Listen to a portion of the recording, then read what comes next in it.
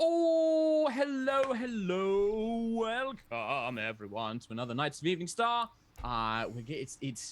It's a musical one now. Welcome. Oh god, no! Please don't ever make me improvise. Eveningstar. Don't make me sing. Don't make me improvise. Those You two already things. did it. You started this. No. That's just noise. That's just sound emanating from me. What is singing there's a but big sound difference. emanating beautifully from you? The beautiful. That's the key word I'm missing. That's it. But anyway. Thank you, Anna. That's very sweet of you. But welcome to Nights of Eveningstar, everybody. I'm your Dungeon Master, Mark Hulmes. I'm joined by my fabulous four, my foursome friends, the fantastic fellows and fellowesses. I was trying to think of another F word. We could also just be the Fantastic Four.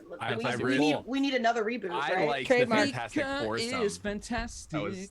That was good. Nate can fade from social media. Yeah. That's the old Fantastic Four cartoon theme. Yeah. Listen, if there's one, I've got two things in my memory: D&D rules, 80s and 90s cartoon themes. Those are the only things that live up in his brain. Everything else goes out Which the window. means that at karaoke, you and I are gonna go ham on the Chippendale Rescue Rangers theme. Rescue Ranger, Chippendale. Rescue Ranger. I'm not gonna get drawn into it. But I would love to. Yes. But yeah, I'm joined. This stream has been claimed on behalf of. Oh yeah. Oh shit. You're right. Stream has been claimed on behalf of. Yeah. Anyway. So we have Anna Prosser, we have Nate Sharp, we have Mica Burton, and ShadyPenguinn, aka Jonathan Indovino. Hi. Hello. Oh, hello everyone, hello friends. Quick, Mark, How is hit that everyone? Ed and Eddie. Do you know the Ed and Eddie theme song? This is whistling.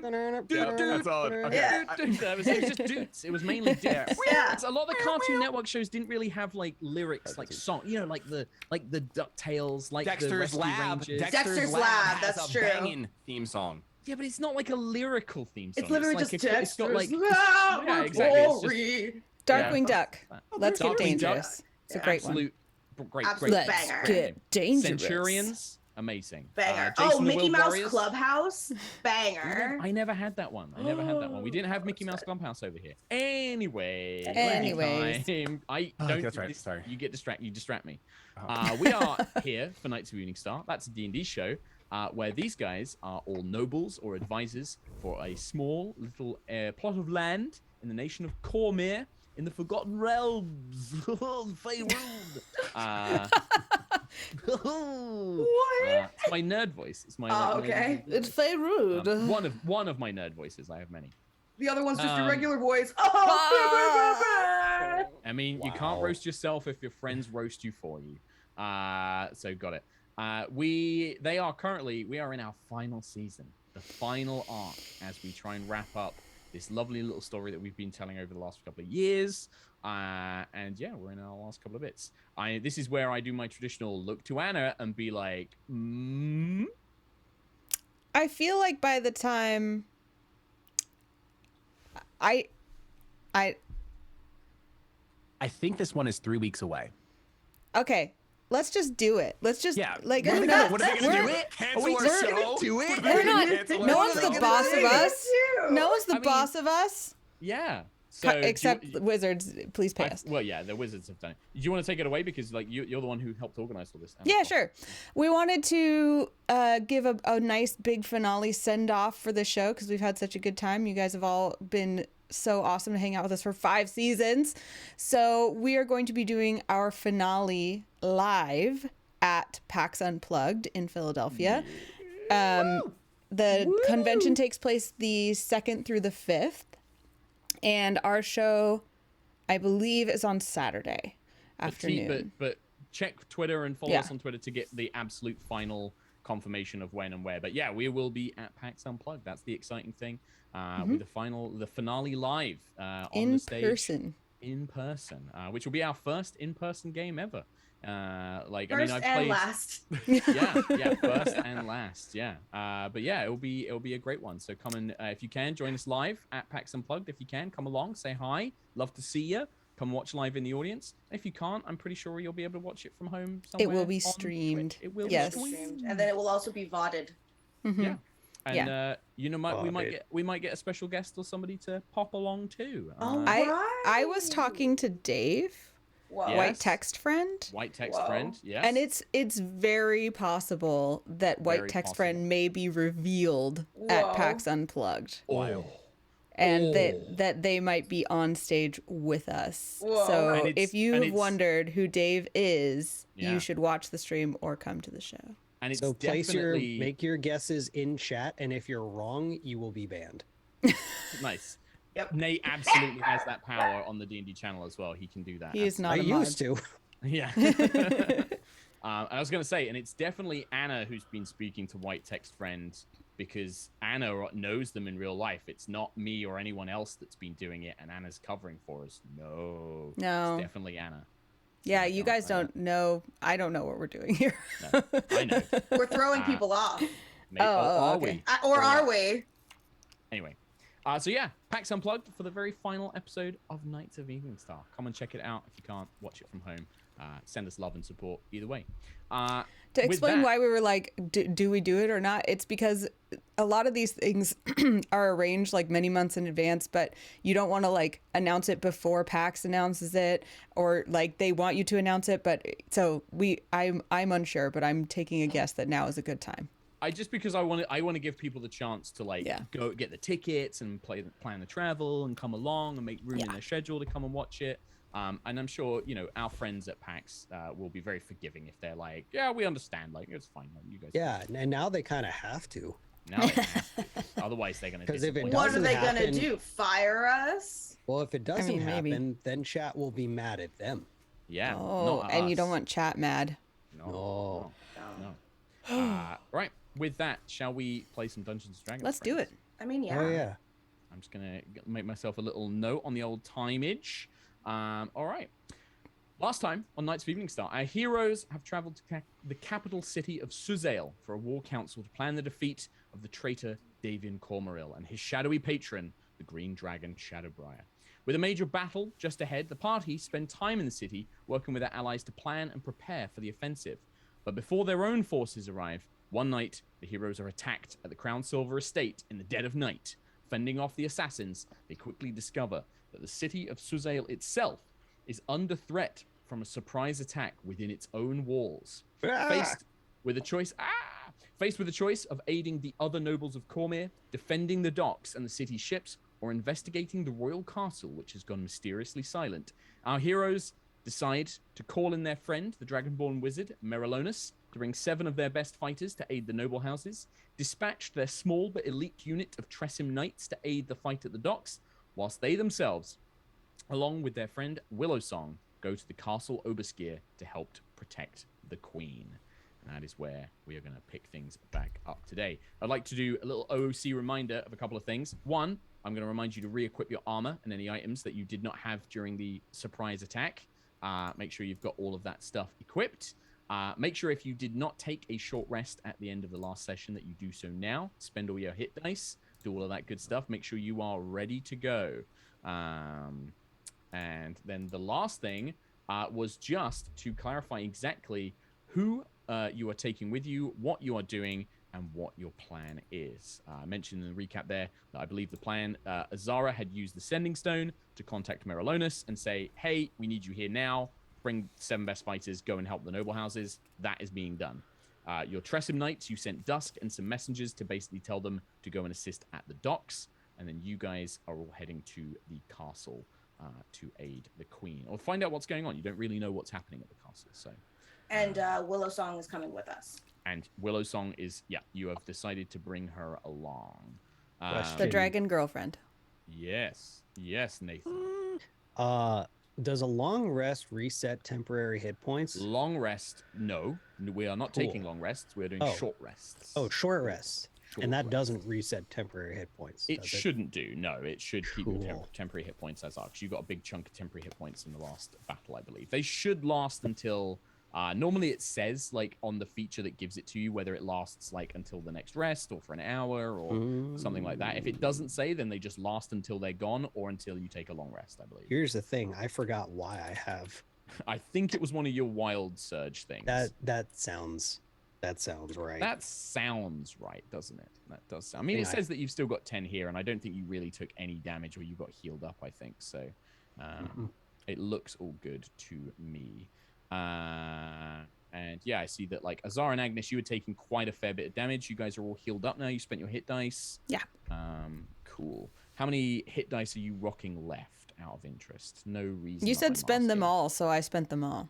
Oh, you spent them all your hit dice. I didn't really need to spend the last one, actually, now that I think of it, because I would have been well, if full you by wanna, the first one. Yeah, if you want to gain that one back, then you don't need to have spent that one. Okay, I have one more. I have 3 left. Okay, nice. And then Tarkhal, you I don't need you did take some damage. No, actually. I took a lot of damage, but I used them Okay. last time. You told Okay. us to take away 2 hit dice because of being like exhausted. Yes, I At did some do point? that as well. Yes. And then I used I think 4 or 5. Yeah. Great. All right. Perfect. Okay. Cool. In that case, everybody is good to go. Don't ask why. Don't worry about me asking these kinds of questions. It's Okay. fine. I'm super concerned. Seems I'm fine. so- DM One said word. don't worry, so I don't Oh, worry. okay, you're Don't worry. right. You're right. You're My right. last question then for you is, what about your personal Tressim mounts? Because you have your Tressim Knights, which is an actual military unit. They were in a completely different part of the city. They were like stationed in the garrison, which is far, far away. But you did bring your personal Tressim mounts to the Crownsilver estate. We parked Do in you them. want to take them with you? Do you want to use them? Do you want to like keep them here? What is the plan? Do you want to put your parents on them, for example, and be like, get these guys to safety? Like, I don't know. What do you want to do with your personal Tressim mounts? I guess they wouldn't help us very much at the castle once we're inside. Yeah. Not once you're inside, no. They are not combatants. They won't sort of like fight alongside you or things like that. They're kind of like horses, really. You know, you could definitely leave them and say, hey, wait here until we get back in case you need them, and they'll protect themselves, but they wouldn't be much use in like an actual sort of like combat scenario or trying to assault a castle. But they could be useful for like flying around the city or doing other stuff. It's really it's up to you. I think we should take them in case we need to leave the castle and go somewhere else quickly. That's fair. And we Okay. did park them at the personal stables. Yeah, like, you've got right the personal there, stables so- in the crown in the estate. Yeah, absolutely. Yeah. The only thing I'll say is that if you're flying on Tressim mounts, you can't really move stealthily, right? Like you can fly, and because of where you guys are dressed, like you're gonna be pretty obvious flying through the city on the Tressim mounts. You can try to stealth, you'll just be at disadvantage if you try and use stealth whilst you are on flying mounts. If you go through the streets, then you can attempt to be stealthy and try and move around without encountering anything. And then just a quick question on that Yes. note, out of curiosity, Yeah. can disadvantage stack? I am not Chris Perkins. I do not believe in the triple disadvantage or whatever he calls it, double disadvantage. I do not Mika and I believe experienced in- that. We did. Yeah, We did. You have, yeah. I'm like, Cool. Chris, no. You're a mean man. And I'm not. Correct. I'm a nice man. So I don't believe in double disadvantage. So no, it does Sweet. not stack. Okay. Right. Oh yeah, that's a fun thing that the party should probably know at some point. Probably now that we're almost done with the show. I always have disadvantage on stealth, so Good. Yep. Good to know. Yeah. I wasn't particularly like Agnes wasn't thinking about being stealthy, so unless You're just anyone like, else, let's just go. Yeah. Yeah. Yeah, I don't think Azara is either. All right. So the plan is just mount the Tressim and fly straight towards where the castle to be. Like the city's massive. Like, right now in the estate, you've kind of got like these, walls around you. You haven't really seen out into the major city itself just yet. But the plan is just mount the Tressim and fly straight to the castle. Mm-hmm. are we familiar with this castle? I can't remember. You have been there, yeah. You've been. That's where the war council has been taking place. That. Okay, they're and kind of- on this Mhm. castle, would you say there's a high elevation, large stained glass window? Oh, there no. very much could be. I don't I'm think that. just curious. Yeah, I mean, there might be. There might be. I do. I'm not going to say right now, but there could be. Okay. But it's certainly possible. Okay. Nice. Good to know. Then one question: Tarkhal, does Tarkhal have any objections to Willow Song being on his mount because she does not have her own Tressim? No, if she has no Tressim, then the Tressim she shall share with me. I love it. I love tormenting Shady with this. Thank you so much, Mark. I It's love actually it. I love it. My favorite thing. Right. In that case, you guys mount up your Tressim and you fly up into the sky. And suddenly your aerial position now gives you a much better overview of what is happening here in the city. The city is not under attack from the outside, but because of the time that it's striking in the middle of the night, it has been completely done by surprise. It has thrown the city into sort of not chaos, but people haven't been able to respond to it. The guards, the armies here haven't been able to respond to it as well as they can. You can see that there are fights happening all throughout the city streets. You can see like fires burning. You can see the occasional kind of flashes of magic spells. It seems to be mainly concentrated around the noble manors, around the docks, and then around the gates that lead into and out of the city. You almost get the feeling that, like, you can see that there are armies camped outside the city. Your armies are camped outside the city, but they are not seemingly able to get in. And you kind of get the impression that there's probably fights at these gates happening, and whoever is attacking you is trying to prevent those forces from getting in. So it's very much happening from inside the city. The other thing that you would notice as soon as you kind of take to the air and realize, you very quickly become aware of why Castle Obarskyr has gone silent. Completely surrounding the castle's grounds, and the castle is a massive space in Suzail. It takes up a large portion of the city. It's on a raised kind of hill within the city itself. Completely engulfing that hill is a dull red sphere that completely engulfs the castle itself. The outer wall is just visible, and there is a gate that connects to a causeway bridge that then leads to the actual main castle itself. That outer wall is still just about visible, and you can see that there is some sort of battle taking place there. But the actual castle itself is completely engulfed in this opaque, dull red, kind of rusty red sphere that has completely engulfed it. Can we Arcana check it?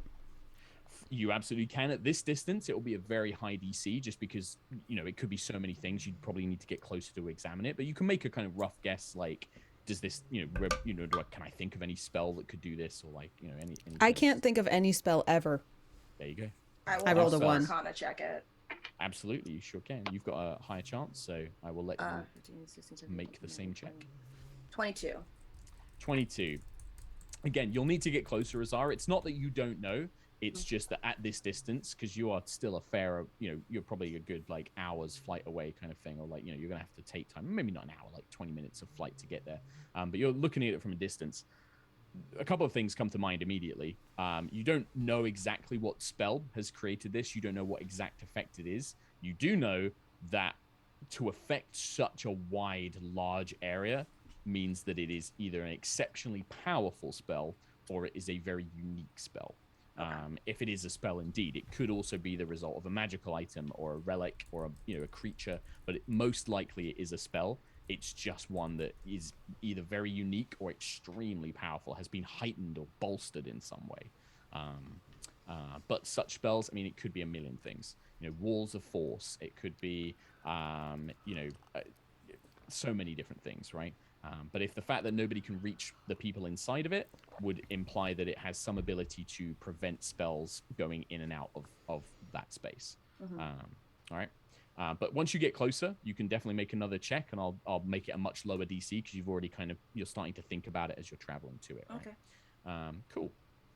As you travel in the sort of like 20 minutes it takes for you to fly there, what's the plan? Are you just basically gunning it? You're just flying. Whereabouts are you going to go to? The sphere? Do you want to go down to the gate? Do you want to go down to like, find allies or find support? What's the plan here? Like, do you want to just fly for like the top of the sphere and see if you can pass through? I would assume we want to like get an aerial view and see if there's already a conflict in progress that we can help with. And if not, then I would aim for an entrance that people wouldn't expect, like a tower or something. Okay. All right. What about the rest of you? Any thoughts on that? Are you happy to kind of follow Agnes's lead? Yeah, I think Azara would say that's a good idea. And then also, I think you said there was a conflict happening at the gates.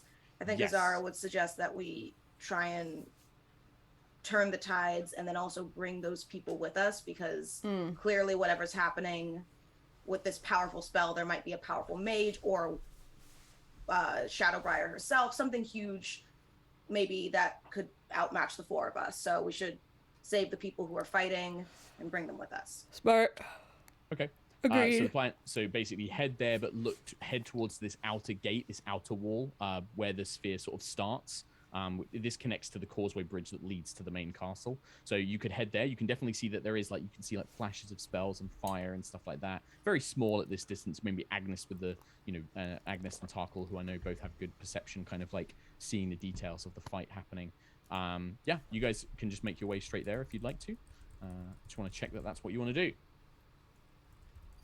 Yeah, I'm fine to follow my sister's lead. I think just since Willowsong is riding with Tarkhal, I think Tarkhal would just kind of like, I don't Yeah, want if to you want to ask her questions and stuff. Yeah, he would turn back and just be like, "Do you have any idea what that could be?" Yeah, I mean, I will make you can make a check. Yeah, exactly. I with NPCs, I always try and let you guys be like, "Hey, NPC, can you do this thing for us?" Because I don't want to just like, give the answers. I'll give her advantage because this is potentially related to stuff that she knows. She kind of looks at it for a little bit and she kind of studies it, and then she'll lean in towards you, Tarkhal, to be heard over the kind of wind rustling past you as you're flying. I don't know exactly, but it's no normal spell. I can only think of one group that would I can only think of one group that my mother and Davian would work with that are capable of such things. I think that we are dealing with Red Wizards of Thay, and this is likely a spell that has been heightened, empowered in some way. A wall of force, or perhaps one of Leomund's spells that can obscure a small area normally, but they found some way to enlarge it to a colossal scale. I think that may be what we're dealing with here, but I don't know exactly what it can and can't do, not without getting closer. All right. I'll just let nod. Yeah, but I'll let the others know that I think that the Red Wizards of Thay are involved, and she'll telepathically, probably not Clyve. I'll be honest. Not that she wants to insult Clyve, but it's probably like he won't know who those people are. But she'll tell Agnis and Azara what she just told Tarkhal, basically. Can I do an Arcana check on do I know who the Red Wizards of Thay are? It would be a history check, and I'll tell you some base information just because you guys would know a little bit. But if you would like to make a history check, I can definitely give you more info. I'm better at Arcana. Yeah, and that will go for any of you guys. That's a 13. A 13, okay. Agnis or Tarkhal, did you want to make a check, or are you just happy to take the base knowledge? Tarkhal would think, and he rolled a 16. 16? Yeah. I'm happy to go with what they're thinking. Base. I'm still reeling from the fact that I know nothing about magic. You're a 1 on that Arcana. The Red Wizards of Thay, this is something everybody knows, except maybe Clyve, because he's A, from the Feywild, and B, he's Clyve. The Red Wizards of Thay they're basically like the nation of bad guys in the Forgotten Realms. They are horrible, evil wizards. It's a magocracy, so it's ruled by magic users. They are like big into necromancy. They're big into any kind of magic, really, but necromancy is quite common.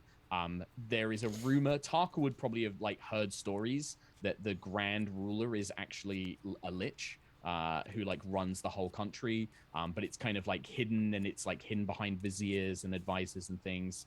That's like a story. You're not sure if it's true or not, but yeah, they tend to use a lot of undead. Magic is seen as like the most powerful thing you can be.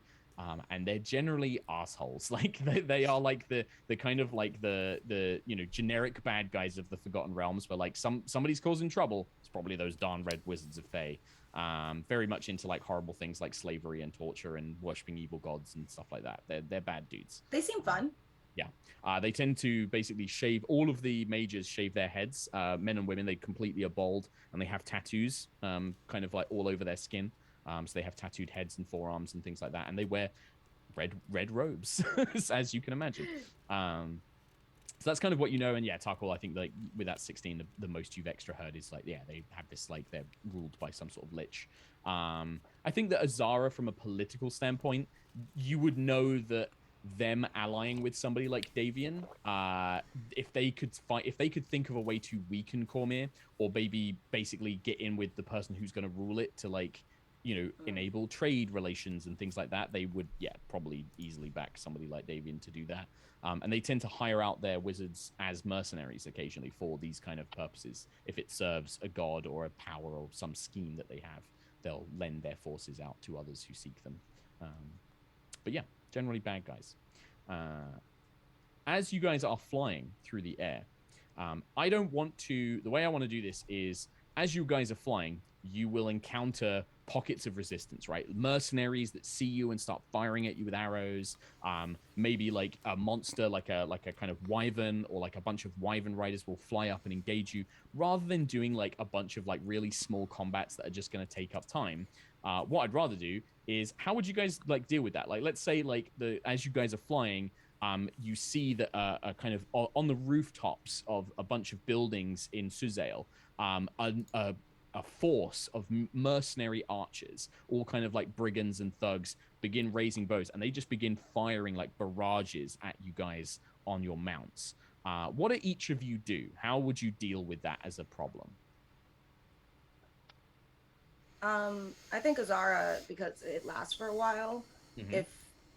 If they're and like this doesn't have to be like, I'm gonna cast it. You could just be like, describe something that you want to do, and then I'll figure out like a suitable check or something for you to make. But if you would like to use a spell, you absolutely can as well. Yeah, I mean she would cast Dragon's Breath on herself. And then just sort of like strafe with the Dragon's Breath. Strafe with the Dragon's Breath, trying to like take out, weaken. What level is Dragon's Breath, or what level would you cast it at? Probably 4th. Okay. All right. In that case, you don't need to make a check. So Azara kind of like strafes these archers, and you incinerate a bunch of them, right, with lightning breath as you kind of fly past. And you're just, rather than make a check, you're going to automatically succeed this little challenge. But you do spend the spell slot. So the spell slot is spent. And yeah, you kind of like burn away, kind of incinerating these archers long before their arrows even get to touch you, right? You're kind of like dodging and weaving, and you kind of annihilate them. What about the rest of you? Imagine that Azara's kind of dealing with like a pocket of some. What about the rest of you? What do you guys do? And you can be fairly abstract and creative with this as well. I don't feel like you're limited to like what's on your character sheet. I have a guidance cantrip that adds D4 to ability checks. So I imagine Agnes is kind of flying around, like spitting little showers of sparks on everyone multiple times to give guidance, specifically thinking about dexterity checks. So anytime someone's shooting at us, like, help them avoid, and sort of like guiding them to dodge and kind of aiding them in avoiding the arrow fire and stuff like that. Okay, because this is a cantrip, I'd still like you to make a check for me, because it's like a lower level thing. You're not expending a resource. And I'll kind of let you make the choice of this. Because you're a druid, you could either use the nature skill check, or you could use just a wisdom. You could just do D20 plus your wisdom. Or this could be like a perception check, like you're using your guidance to kind of help people spot where things are coming from and things like that. That's thematic for Agnes. I like that. She's like, oh, watch out for that. Watch out for that. Yeah, and then you're kind of using these embers to kind of give them that agility to kind of avoid the things that you can see coming. Yeah. So All right, that's let's going go to with be a perception check then. 28. 28. Okay, yeah. Perfectly, you do exactly what you want to do, right? You're giving your friends the guidance to kind of dodge these things, but more importantly for yourself, you're able to also protect yourself. Like you're kind of like avoiding the blows coming your way, and like with the guidance spell itself, using that to give yourself that glimpse of foresight as these barrages of arrows come down towards you. What about, let's do Tarkhal, as Shady's got his mic unmuted and ready to go. I would like to take out, oh my gosh, my brain. Wow, I'm sorry. I'm very sick right now. That's Epilogue. okay. And I would like to try to end, because it's archers, right? I just want to take a swipe. I know I'm far away, but I want to focus on disintegrating their bows. Yeah, okay, so like a selection of them trying to... Yeah, sure. Yeah, let's make this, because you're using Epilogue, and Epilogue is very much the weapon designed of an assassin, but this wouldn't really be stealth. I like the idea of like this being kind of like when you use Epilogue to like do these ending kind of powers, it's very much like a force of will kind of thing, like a force of personality, like you're channeling your drive using the blade. So could you do I think that this would either be, I'll let you make a pick. So deception, persuasion, or intimidation. Like I think it would be one of those three, right? Okay. Like, I was thinking, like, I'm trying to persuade the blade to actually work for me, because the first time I tried it, that's didn't kind of work. what I like. Yeah, it's kind of like using that force of will, which is very charisma based. So I think that like persuasion works well for that. Sure. Okay. Cool. Yeah, I rolled a 1, so that's 15 total. 15 total, but it is a 1. It is a 1. So which you know, there's not normally crit fails, but I have a special thing for ones that they always count as the lowest bracket in my little table, basically.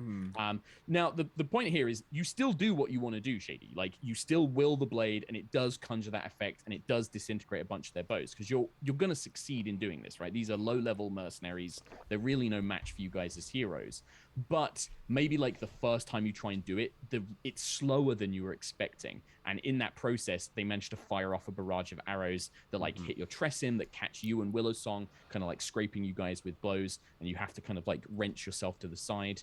And I'll tell you what that means in a minute. But, you still do what you want to do, but there's a consequence to it. Like, you do still end up taking a couple of, like, hits and blows and kind of spending some energy to try and do that. And you feel yourself a bit tired by it. And then Clyve, how does Clyve want to deal with this scenario? I don't know. There's really much I could do because it feels like everything's pretty distanced.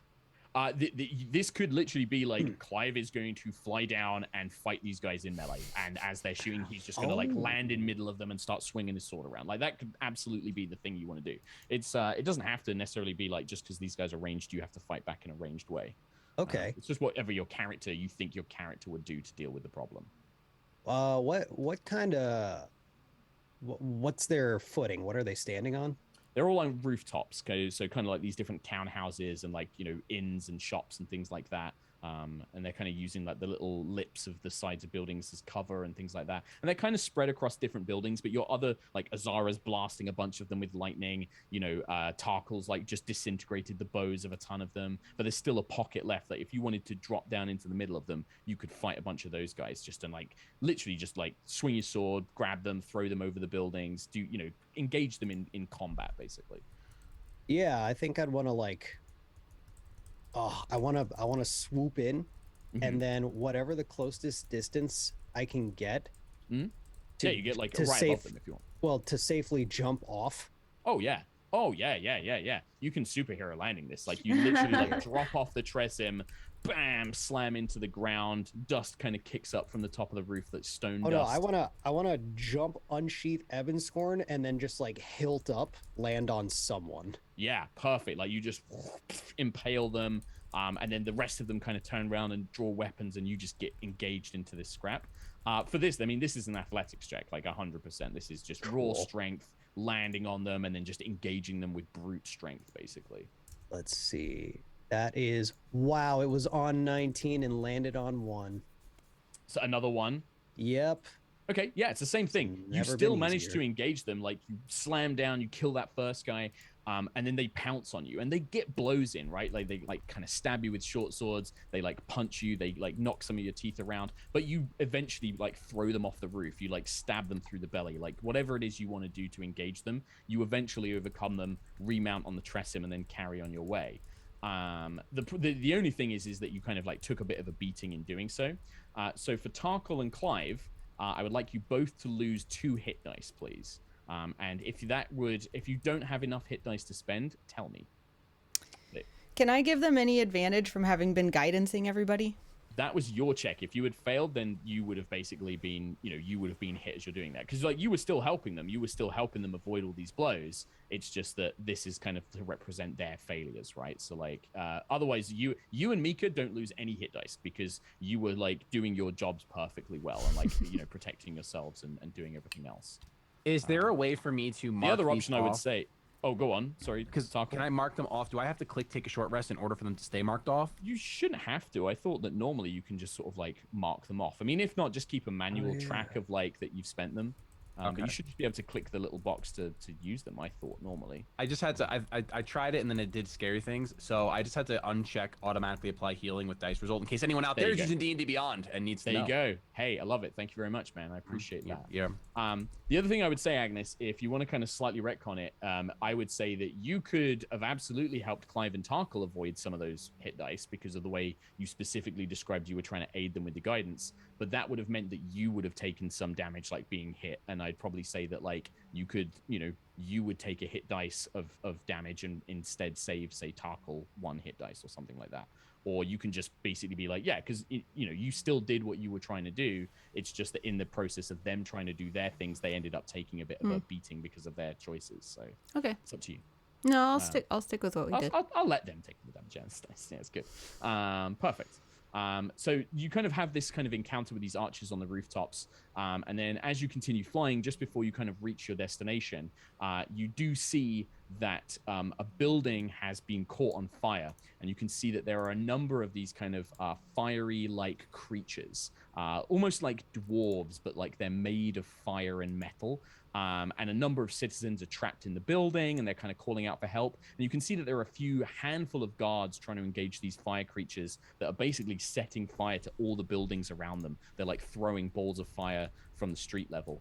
What do you guys do? How do you guys interact with this scene? You could, if you want to, I will also put it out that you could just keep going on and let, other forces in the city deal with this. But if you want to engage with this and help the people or defeat these creatures, what would you like to do? Question. Yes. With balls of fire, yes. I have this thing called gust of wind. Yes. Could I gust of wind these balls of fire away? You can certainly try to. Absolutely, you can. Yeah. Cool. I would like to cast gust of wind. All right. What level spell is gust of wind? Gust of wind is a 2nd level spell. All right. And I have one charge of it.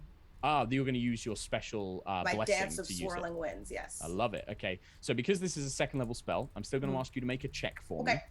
But you will have a bonus to the roll, a secret bonus based on the level of the spell. And because you want to basically, because of the nature of the item, right? This blessing, this dance of wind from Adrifania. I would pitch this as an acrobatics check, like using the wind of like the dance to try and blow this fire back or like away from the buildings and like, away from you and your companions. But if you have like, if you think like, I think it would be an Arcana check. I think it would be an Arcana check. Yeah, if you want to do it that way, because that makes sense, right? Like it's actually your knowledge of the magic. Yeah, exactly. I'm happy with that as well. Wonderful. Oh, thank God. Okay, 26. 26. Okay, yeah. You, with the guiding winds, you kind of blow the fire away from the buildings. You divert some of these fireballs back at these creatures, away from your companions, and even maybe put out some of the smaller fires that were beginning to spread to some of these other buildings. So whilst Azara is kind of using this blessed wind of Adrifania to kind of do this, what are the rest of you doing? Who wants to go? This is a tough one. Can I just I'm gonna look back to Willow Song and say, hold on, and I just wanna barrel roll to dodge. I'm not gonna engage with these guys because they're just you want to kind of just because they're gonna turn on you, right? As soon as they see you coming, these guys start throwing fire up at you and things like that and engaging you as well. Yeah, I mean, to me that would be an acrobatics check to kind of do that kind of dodging, agile maneuver. Okay, I got an 18 total. 18 total. All right, good to know. Thank you very much. Yeah, you definitely do it. Maybe one of those fireballs just catches your Tresem or catches you on the leg and just you feel like a slight singe, but you mostly avoid most of the harm as you are spinning your way through, continuing on to your destination. All right, Agnis then. I want to just throw an entangle at the bad guys. Just try to restrain them. These little creatures try and tie them up so the guards on the ground can try and finish the job. Okay, nice. In that case, and what level would you like to I'm just gonna do it at first, give a 20-foot square. Perfect. All right, as it's only first level, my instinct would be a nature check, but if you think that there is another applicable skill check you would like to use, you can. You don't want them to try to make the strength 17 check? I can do that as well. If you would prefer that. I mean, I'll do that because that's the spell. Yeah, sure. I will do that then. So the way this is going to work is almost like the opposite, where if I roll high, it costs you more resources, and if I roll low, then it's like you rolled high. Do you know what I mean? Okay, that was a natural 20. So you watch as you definitely do entangle maybe one or two of these fire creatures, but the fires on their body burn the vines away, and they quickly turn on you, sensing that you're a threat, and although you're kind of resistance to fire, the Tresem kind of takes some, you have to yank them away and spend some of your energy to try and avoid them. But yeah, my poor baby. The poor creatures. The poor creature, the Tresem does take a bit of wounds, which will affect you as well. But yeah, these creatures kind of burn away from it. And then just Clyve. You can see that the creatures themselves, your friends are dealing with, You could jump down and fight these fiery creatures. There's also the people trapped in like this flaming building. If you wanted to jump down and try and save those guys, you could. Or you could just do like Tarkhal did and be like, nope, I just want to press on. Not my Forget problem. those guys. Yeah, not my problem. Too disappointed by that nat one. So what is the nearest target in which I could try the same thing again? Oh, you can just do it on the same fire creatures. All right. You can just try and land on those guys. Absolutely. And All yeah, right. this would just be another athletics check. All right. This time it was the 19, so total of 30. Total of 30. So Clyve, like where Agnes's kind of vines get burnt away, while they're momentarily distracted by Agnes's spell, and you know Tarkhal, they're trying to shoot at Tarkhal and all this kind of stuff. You drop out of the sky, you crush one of these fire creatures beneath you. Doesn't even phase you. It doesn't have time to burn your fur before you leap from that one and begin engaging them and like tossing them around, stabbing them with Ebon Scorn, and basically tearing them apart in combat. And the guards kind of around you are like, they rally. They're like, come on, now's our chance. And they kind of rally and they charge with you and they begin sort of taking out care of the creatures. You do hear kind of like some cracks and breaks of the buildings, but because you've taken care of the creatures, the guards then begin rushing to try and help the people that were trapped inside, leaving you guys free to carry on. So in this case, I believe that Clyve and Mica, you both succeeded without any cost. So you get to just carry on with no hit dice spent. Tarkhal, you are going to spend 1 hit dice, please, because of your result. And then Agnis, it will be 2 hit dice, I'm afraid. I only have 1. You have 1 hit dice. Well, can you spend that 1 hit dice, please? And then in that process of like, as you are being bombarded and the Tressum gets so injured, it accidentally like flies into kind of like the side of a building, and you can hear it kind of like whimpering and mewling as it's being badly burnt. I'm afraid you're going to gain a level of exhaustion, but we're not going to use the normal exhaustion rules. I'm actually going to use the new exhaustion from 1D&D, the playtest. So what this means is you basically have a -1 to things like attack rolls and ability checks, but your spell save DC also has a -1, so your spell save DC will drop down by 1. And this can stack up to 10, and if you hit 10 stacks of exhaustion, your character will die. But it's basically to represent this ongoing kind of like you're running out of energy, you're tired, you've been mentally fatigued by, you know that your creature got hurt trying to protect you, and it's kind of like playing on your mind, that kind of stuff, right? Die or just go to 0 hit points? I can't remember. It is outright death. It is just, if you get 10 stacks of exhaustion, you are done. So let's not do that. Let's not do that. But I will say the nice thing is those 2 little sort of like side encounters, the only things that you have to deal with as you're making your way to the castle. You're going to arrive at this thing. How do I, is there any way to stave off exhaustion other than resting? Like, can I fix it? There are some spells. I think Greater Restoration will restore a level of exhaustion. It will cleanse exhaustion that you have on you. What about Lesser Restoration? Not Lesser Restoration, I'm afraid. And there could be other ways, like, it's not something that I think we're going to have a chance to do, but like sometimes I like to do it in my campaigns where like if you get like a really hearty meal, you can reduce exhaustion by more, or like special potions can reduce it and stuff like that. But that's probably not going to happen today. What about spending inspiration? Oh, maybe. But at a suitably dramatic time, you can be like, I want to overcome my exhaustion and do this cool thing. And maybe it will last for like a minute and then you get the exhaustion back. But something like that. Fine. I don't usually get inspiration, so I've just been looking at it on my character sheet lovingly for like multiple episodes. I never give it, so it's. I know it was a big deal. Yeah, nice. Well, save on. In that case, it will cleanse it completely, but save it for a nice dramatic moment when you're like, I want to overcome my exhaustion, and it will cleanse all of the exhaustion you have. Okay. All right. And that was, and just so you guys know, rather than doing like individual combats to represent you fighting your way through this like town under siege, I just wanted to kind of abstract it a little bit and kind of get to the fun stuff. Yeah. So after dealing with these kind of small matters, your Tressum fly through the air, kind of dodging and weaving between the sort of buildings of the town and flying over these like small skirmishes. You eventually come to find the giant red sphere that is encompassing Castle Obarskyr ahead of you, looming before you like some behemoth artifacts. Like it almost seems solid. It's so opaque, but it has this soft magical glow to it.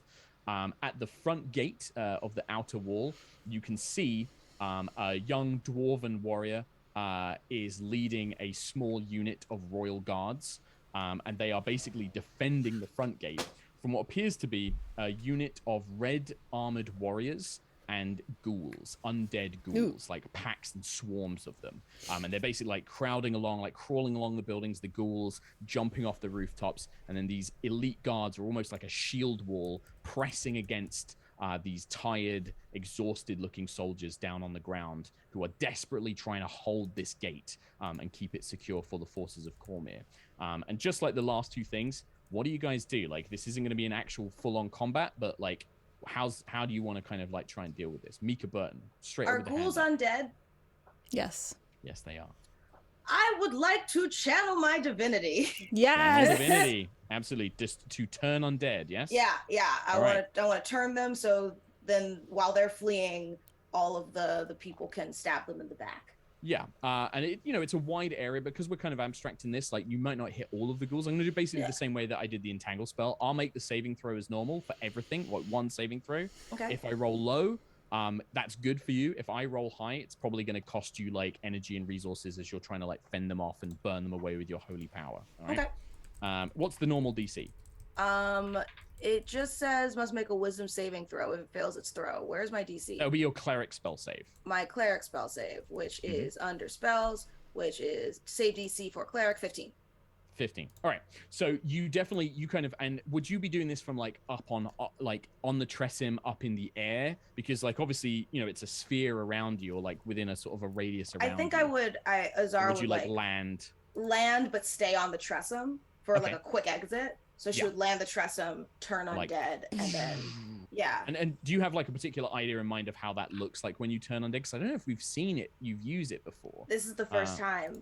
Nice. So what does this look like? Because it comes from Airdrie and she has these like the bracers from her too, the like adamantine bracers. I think she kind of like holds out her arm and her arms open wide and you see kind of like these ethereal white feathers kind of cool. like emit from her bracers, and they like almost, it's like it only affects the undead, so like it passes through people, but it's like bludgeoning the undead and making them like turn knocking away. them back and It's like light emits when it hits them. So, and that is exactly what happens. Like, a bunch of these ghouls are, like, turned away, like, blinded by the radiance and, like, hit by it, like they're being burnt by it, and they begin to run and flee in terror. Some of them, however, do seem to resist it, and they maybe, like, reach you and scratch you before, like, you blast them away with, like, radiant energy, or, like, maybe one of the soldiers kind of sees an opening and throws, like, a javelin in your direction, and it kind of grazes your shoulder, but you're still successful at, like, burning away a ton of these undead as they do that. Who wants to go next? Agnis? I look at who's muted and I basically pick on whoever's not muted. So Shady and Nate always get away with going last because like they're just like waiting. Yeah, exactly. So Agnis, or you could just be like, come back to me in a minute. I'm thinking. That's fine. I'm almost ready. I need a couple more seconds. Sure. Shady, do you have something? Can I hold my action, seeing as how Clyve has been going in and getting close? I want to like just fly really high, and then when I see Clyve like jump on a group, I want to surprise either the same or a different group of them with epilogue, just so I can try to get like I want to be within 5 feet. I want to make sure I want to try to make this advantageous for me. Well, yeah, I mean, the way to think about this is like, this isn't a normal combat, right? So like, you don't have to worry about like getting advantage or being next to. I know, Mark, but it feels like if I put some extra thought, maybe no. I love it. You know? I genuinely love it, right? What I think that to me, this is you tell me if you like this, right? Like, if you don't like it, that's fine. We'll do something else. I would do this as you make a stealth check as you like fly the Tressim behind a building, wait for the sound of Clyve to engage, and then you spring out from the shadows. Yes, please. I'll and take like two tearing of those. into these guards. Yeah, perfect. All right, stealth check then. Give me a stealth check. Okay. That is a 9 plus 14, 23. 23. Yeah, exactly as that, and we'll see exactly like what Clyve does, or like maybe if Clyve doesn't do what you're expecting to do, then like then it's fine because it's the building. No, it's because the guards, like the royal guards engage these warriors, and then when you hear that sound, you like spring out and you're like running amok through them as the shadows, your black Tressim trailing behind you, you and Willow Song kind of like stealthing together and taking these guys by surprise, right? But yeah, whatever happens, you're very successful at it. Nice. And you actually, do that. Like you're kind of like dodging and weaving, striking at these vulnerable points as they're engaged and distracted by somebody else. Absolutely. All right. In that case, we will jump to. Oh, I want to go to Clyve now because I want to see if Clyve does what Shady expected him to. So Nate, what's the plan? Well, would you like to take a guess? I mean, yeah. I mean, if you want to try and do the same thing, you absolutely can. I want to try and do the same thing. Because it's going to be the same thing, and I want to reward creativity. I might make it a little bit harder this time, just because, like, you know, you're doing the same thing over and over, and that's more tiring, right? Whereas if you wanted to try and do something more interesting, I might make it, you know, less hard. Because I want creativity, Nate. That's what I want to see. I mean, you can just absolutely, but if you're like, nah, I can't think of anything else. I just want to jump down on top of them and slice them up. Then all right, creativity. Yeah, I love it. I want to jump down but this time, yeah. Yeah. I mean, the sword won't be upside down.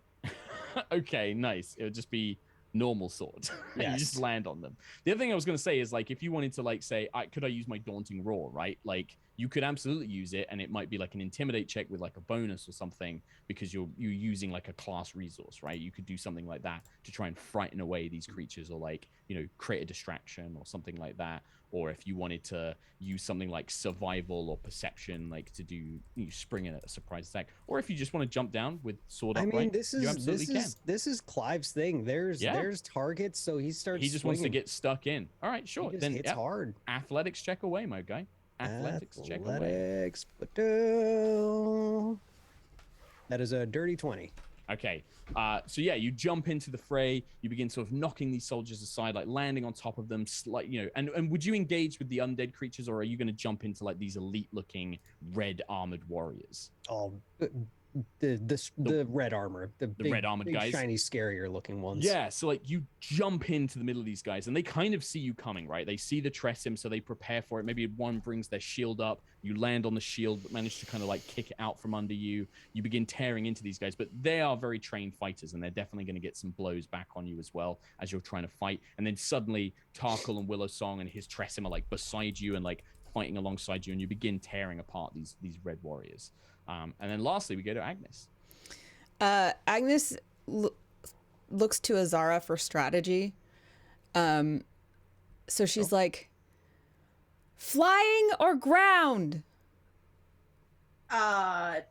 What's left at this point when she shouts this at me? Imagine that the fight's still going on. There's still ghouls. There's still warriors. Yeah. Imagine like this is in the middle of it all. So like you're still blasting and turning these undead. Tarkhal is just about to engage these warriors. So it's all still to play for. Seeing that I got hurt and Tarkhal got hurt, I think a little bit, and then Clyve got hurt while being on the ground, I'll yell out at her, like, keep your position from the sky and tear them down.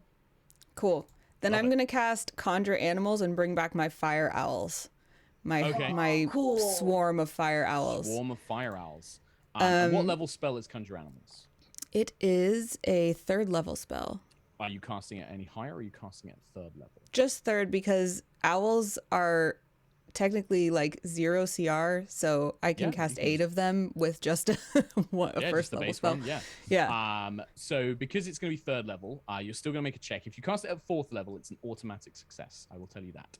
Oh, actually, no, sorry. These are giant owls, so they're 1/4, but I can still cast 8 of them. So anyway, sorry, what'd you say? So I was saying, if you cast it at 4th level, you don't need to roll. It's an automatic best success, right? Because you're spending a more powerful resource. If you cast a 3rd level one, you'll still make a check, but you'll get a really good bonus to it. You'll get like a secret bonus. But there's still that chance that you might take some damage back. The gambler in me really likes the secret then bonus. do that. I like a blind box. I'm going to do that. 3rd level. Right. So because this is conjuring animals, what would I like?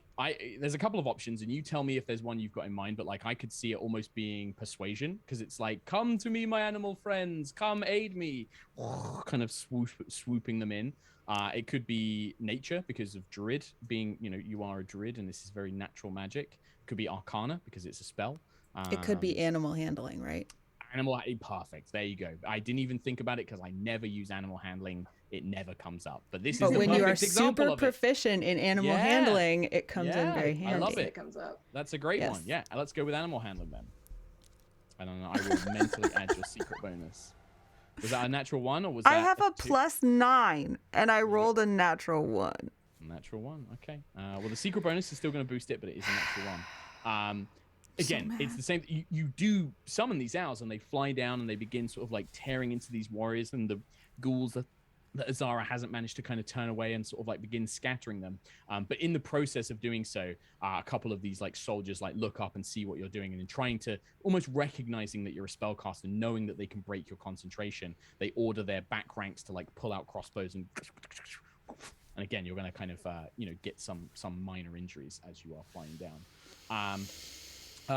Shady's fine because he actually didn't get any. He didn't lose anything to this. But Mica, Nate, and Anna, I need you all to lose 1 more hit dice. And Anna, that's going to be another level of exhaustion. I'm too exhausted. That's -2 at the moment. Mm-hmm. Should have gone with the sure thing. Gamble, it's the gamble. The dice. I just the came dice back are from like, Vegas. It's like in my mind. Yeah, and the dice. So yeah, Mica and Nate, just let me know. Make sure you mark off that hit dice, and then I now have 2 hit dice. 2 hit dice. Once Shady's got his headphones on, just letting you know, Shady, you were fine. You didn't lose any hit dice. You rolled high enough that you kind of like striking around. Everybody else lost 1. Okay. Agnis is looking pretty tired. Like it's like she's got lots of scrapes and cuts, and the attack in the night has kind of definitely taken its toll on her. But you fend off this attack. You wipe out the soldiers, you scatter the ghouls, and you have a moment's respite. And the dwarven warrior will sort of like look up and sort of like, those that like Agnes, he kind of waves down and he kind of calls out to the rest of you like, "Oh, my lords and ladies, please." Or they kind of call out, sorry. But thank you so much. And they sort of like kind of come over to you and they'll look around and they'll be like, "Captain, and then one of the older soldiers will be like, "Sorry, Kalo, you're the most senior one now. You're in charge." Okay. Oh, no. All right. Well, let's defensive perimeter. Let's get some scouts up in the townhouse and see if we get more of those lot coming. I'll speak to the lord and lady while we sort this out. And you can see that the guards also looking pretty tired and beaten up. It looks like that and looking around, you can see this isn't the first time they've held off an attack. It looks like there's been like at least 2 more of these attacks by undead and these red warriors. They come in like small units, but they're constantly sort of like attacking. But this dwarven sergeant, by their lapel markings, they will sort of like salute and sort of bow in all of your 4 direction. And just be like, "Oh, Sergeant Kalo Craghound, Crag Crown, sorry. It's been a long night. Thank you so much for helping us. I wasn't sure we were going to be able to hold off that wave. We're desperately trying to hold the gate just until somebody can figure out what the hell's going on. What in the 9 hells what's going on? Thank you so much. I'm sorry, I don't know exactly who you are. I'm assuming by your magic flying cats that you're nobles or war wizards or something." I'm Agnis Crownsilver, and this is my brother Tarkhal, and this is our warden Clyve, and most importantly, please direct questions to our chief strategist, War Mage Azara. And I point to her. He salutes at you, Azara. They salute towards you, not quite sure what to do. You can see they've got like a brown sandy hair, almost wavy, right? Like almost like a judge's wig kind of on top of their head with like a little metal skull cap. And they've got very basic banded armor. They've got big mutton chops, but then quite feminine jaw and eyes. And they kind of like look at you and they're just sort of like, "Oh." Azara will just like salute and ask, "You clearly have taken some loss. What is the status of the situation here?" We haven't. It's mainly the captain and then a couple of the others in the first attack. But since then we've managed to kind of hold it together, but we're just getting pretty dwindled. We haven't got any more medical supplies, and I think all the boys and girls are just getting a bit tired. Sorry, lads, the soldiers.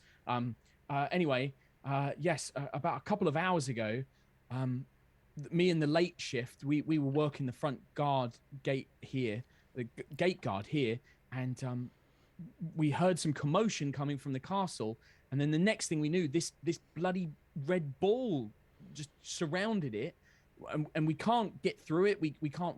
It's like there's a wall or something there. And then within a few minutes later, the first of these undead and these red, I think they're Thayan. I think they're from Thay. That they attacked us here. And we've been trying to send messengers out to try and get support or get reinforcements, but like, nobody. I think this is happening all over the city, and we don't know what to do, and I don't have any way of communicating with anyone else. Now that that's all I know. Sorry. Now that Azara's closer, can I do another Arcana check to see if I know if this is like a Leomund's tiny hut or like if this is a warding spell? Like Absolutely, an Arcana check? you can. Absolutely, you can. Yep. And you'll have advantage on the roll. Thank gosh. Oh my god, yeah, that was the difference. That was between a 16 and a 4. So Okay. 16, 17, 18, 19, 20, 21, 22, 23. 23. Kind of looking Nice. at this up close, you begin examining it, and you can see that even though it's opaque, there is like faint runic kind of sigils within the sphere itself, almost like a repeated code, like kind of crossing over like a pattern.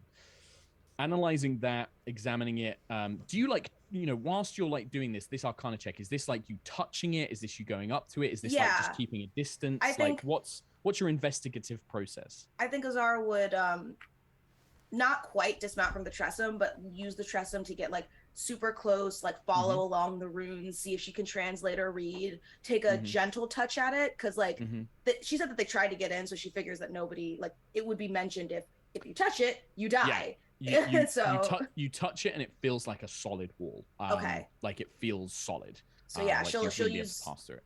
the Tressum to like really get in close, read the runes. Yep, sure. You check it all out, and yeah, when you step back, like having touched it and looking at the spherical nature of it, what you've heard, the fact that like sending spells and scrying spells won't pass through it, you are pretty confident at this point that this is some incredibly enhanced version of Leomund's tiny hut. Basically, it kind of Interesting. seals off the area. Only the things that were inside it already can pass through it. Anything on the outside can't.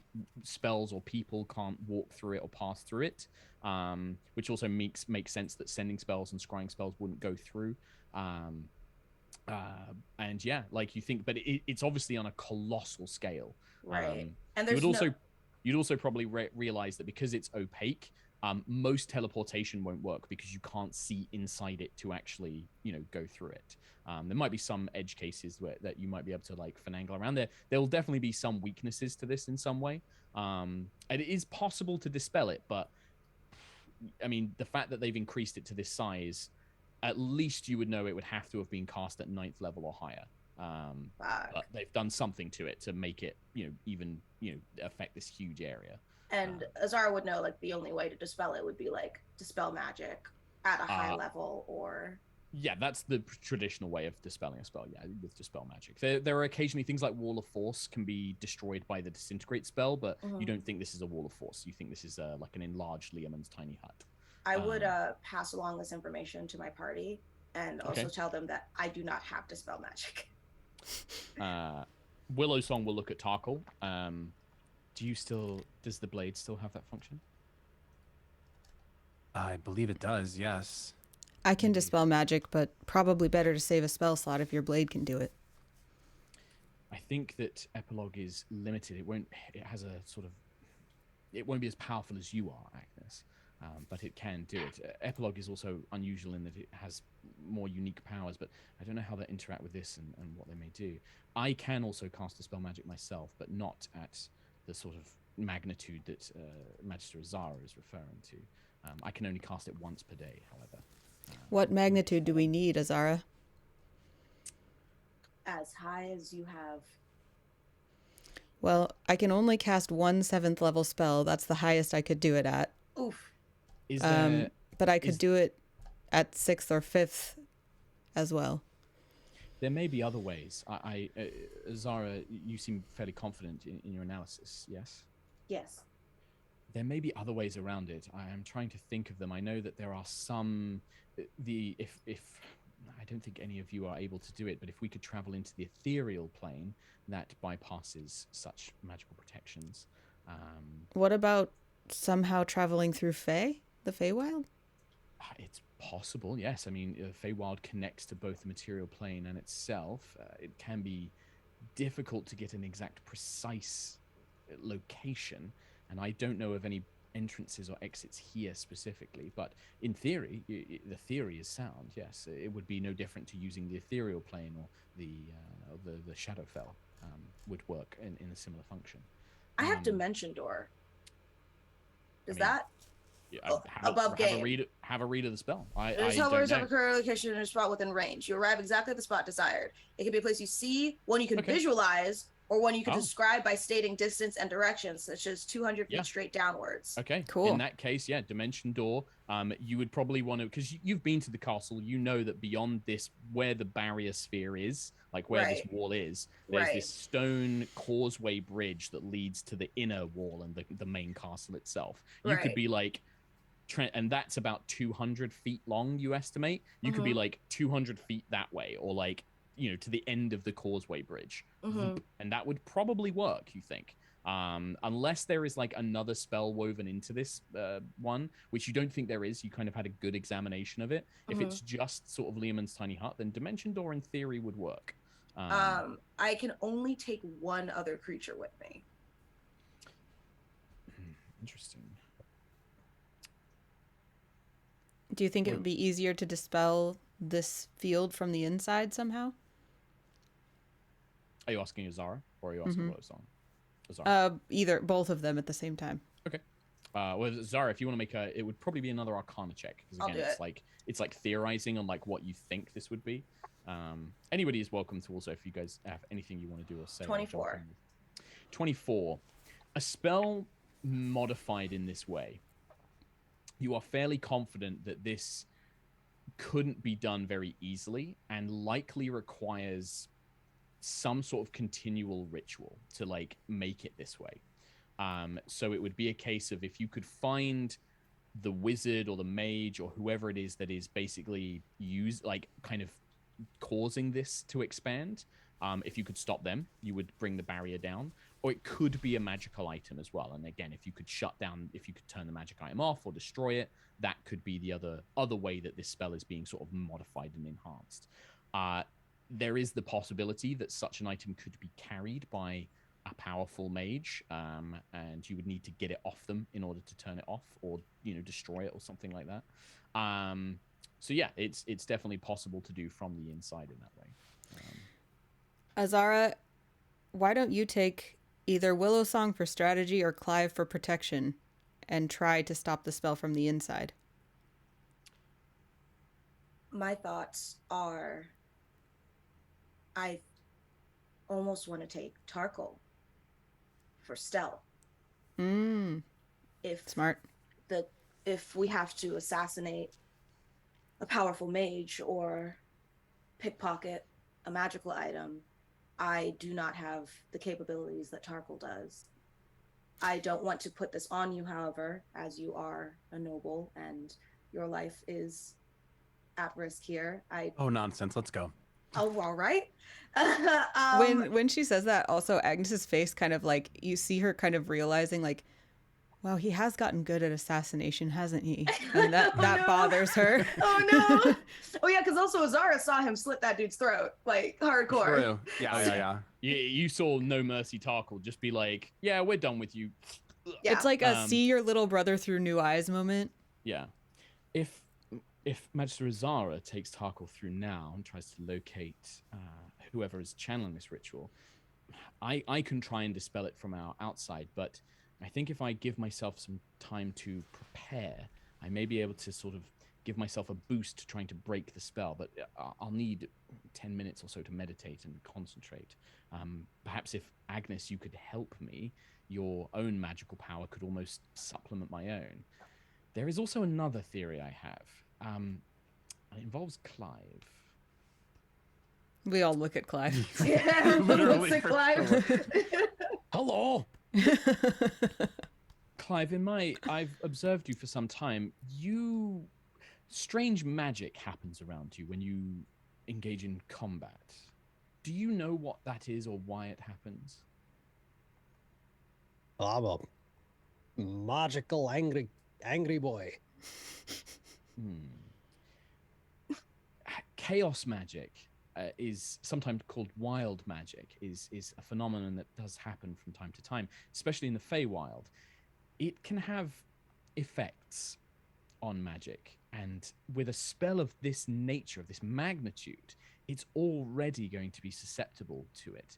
I do wonder if we could somehow use Clyve to disrupt this barrier, but I don't know what triggers this magic to sort of envelop around you, Clyve.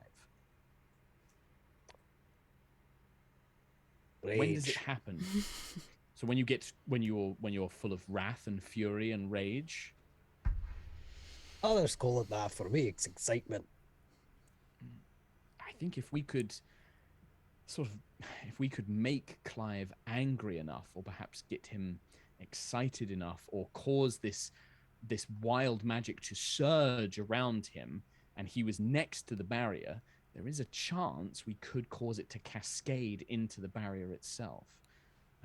It's a theory, and a very weak one at that, but it's a possibility. An army of flumps screaming. Would Azara be aware of wild magic enough to also realize, like, and having been in battle with Clyve, that when he gets hit, it also happens? Yeah, I think so, yeah, for sure. Azara I would don't think also, Willowsong's seen that enough, but you certainly have. Azara would also add, and if his initial burst of wild magic is not enough, I have noticed that every time he gets injured in battle, there is some sort of disruption in his magic as well. And as much as injuring my friend does not bring me joy, it could be another avenue if we are if you are correct about this theory. I think that, well, yeah, like I said, I think absolutely. If you've seen it trigger from harm, then that is an option as well. But I think the safest way, if you have the Dimension Door spell, Azara, you and Tarkhal getting inside as soon as possible, especially if the Queen is in danger, that would make the most sense. But if perhaps Agnis and I are unable to dispel the barrier, perhaps this option with Clyve is a last resort. But I only mention it as an absolute Hail Mary. I really don't know. I'll say we try You all first. know the famous warrior Hail Mary, very known for their reckless yes. Hail like Bloody Mary. H-A-L-E, Hail Mary. Hail Mary. Hail Mary, exactly. yes. Yeah, General Mary, famous female human warrior from the Sword Coast. Yes. One of my Called favorite Hail things because to, they're so hardy. Hail, exactly. Hail It's Mary. one of my favorite things to take like real modern day things and then find a way to make them work. Yeah. So good. When Clyve says, "Let's try that first," whatever he says, I want to go over to him and I'm going to attempt to like throw Clyve because I think it'll be comical. Okay. I want to throw him into it because we're not next to the barrier, right? How far away are we? But you could easily be within like 10-15 feet of this barrier because it's so massive and it's like lots of things. But yeah, like if you want to try, I think it's a strength check. It would. Yeah. And it's not. It's just D20. It's athletics basically. So and if Clyve doesn't want you to do it, Clyve would make an athletics check back. Well, that's what I was gonna ask. Clyve says, "I say we try that first," and then Tarkhal like looks at him, smiles, walks over, and tries to pick him up and throw him into the barrier. Do you help me with that, Clyve? Do you like what goes down? Let's do it's like WWE, checks. like, oh. Yeah, exactly. I think opposed checks make sense. Oh God. What'd you 5. get? I got a 5. I rolled a nat 1. Oh, I rolled a nat 2. I rolled a 2. Come on, he rolled a nat 1. Phenomenal. So I think that you know, if I was being a rule stickler, I'm like, technically it's not an auto fail on ability checks to roll a 1, so technically Clyve still does it. But I am a big proponent, and I always say this.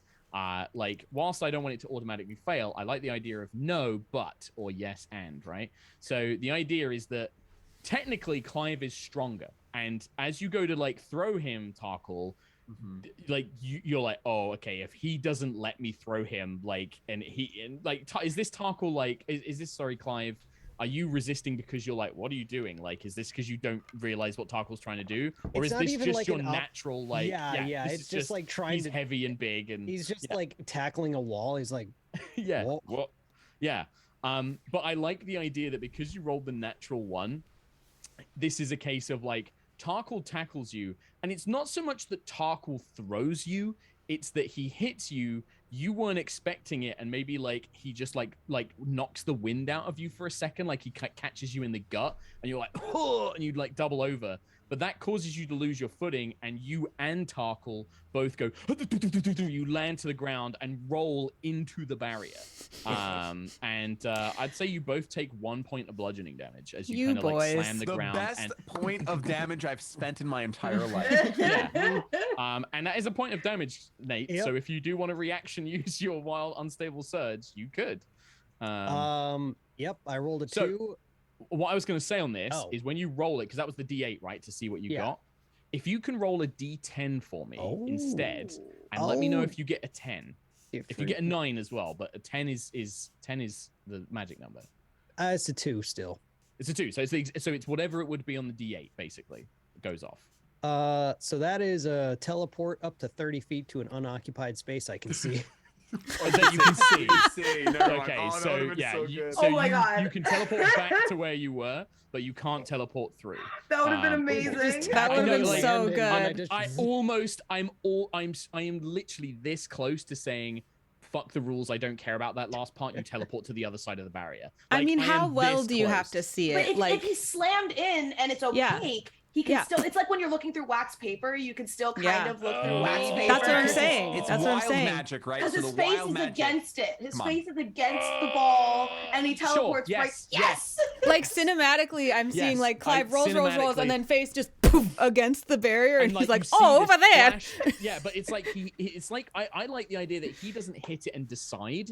It's as he's rolling, the last thing he sees is like this hazy like bridge in front of him, and the magic is like, here you go, and it teleports him. He's just in there like, And I'm gonna say it takes Tarkhal with him. Just because it's for rule of cool, they were like jumbled together, and it's like, and like the two of them teleport through. we're in here now.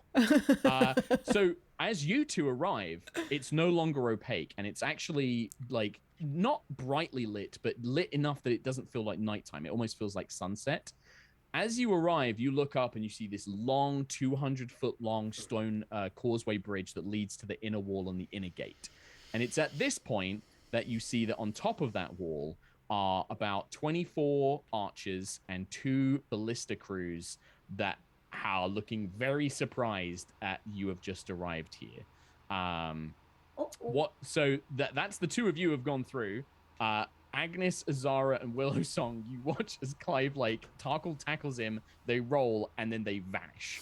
And you don't see where they've gone. They just vanish completely. I'm going to come back to Tarkhal and Clyve in a second. What do you, Agnis and Azara, do? That was not the people we were hoping to send through. Go through? We have seen, as a result of Clyve's magic and teleporting, but that, I mean, that there is. Should we join them? Can you dimension door us in, and then problem solved, I guess? You should take Agnis, and then I will try and dispel it from the outside. But it means that I won't be able to join you for some time. But I can try it from out here. But you should take Agnis with you. You can't you dimension door at a higher level, Azara, and bring more? Can't take more people with it. I can't It's take only more ever people. one person. Yeah. I was looking. It's like literally just a 4th level spell, unfortunately. Azara will turn to Agnes and say, before we go, can you cast Pass Without a Trace on us? Sure.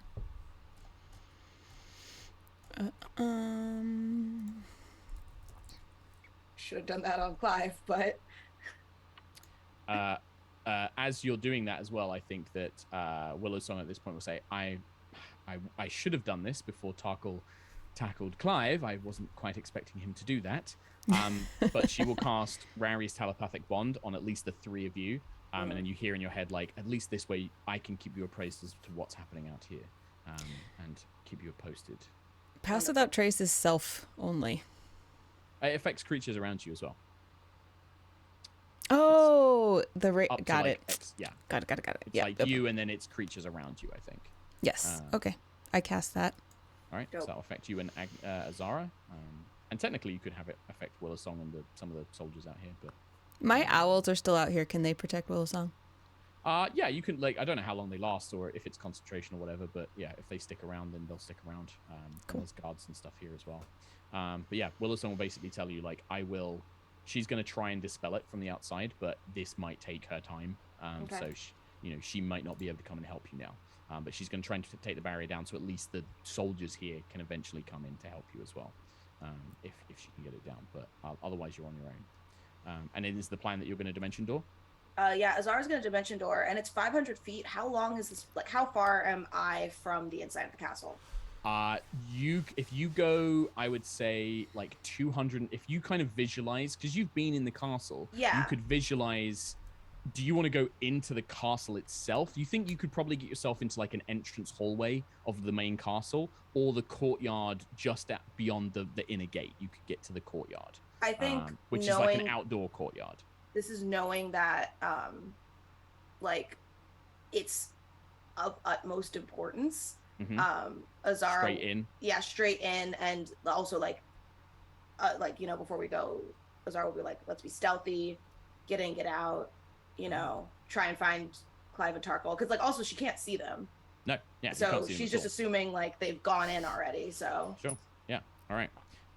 So yeah, if you Dimension Door, you can go straight into the inner sort of like the sort of walking hallways, like into the actual castle itself. Like crouched, you've been there, like Skyrim. Yeah, and like you've been there long enough, like you visualize like a quiet corner where maybe you had like a whispered conversation like near the entrance to the castle, and you try and visualize that in your mind. You grab Agnis and you feel that pull of magic as you both vanish from the spot, and you teleport inside. Meanwhile, it's been that was about 12 seconds. Like 30 seconds at max. Clyve and Tarkhal,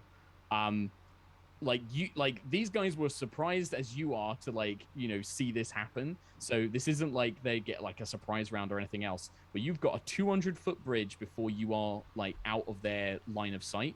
And they are gonna basically start shooting at you because they've seen two intruders come in. At no point can you hide now. You are on this big open dark Souls. Even with Pass Without Trace, doesn't affect them. You couldn't see them.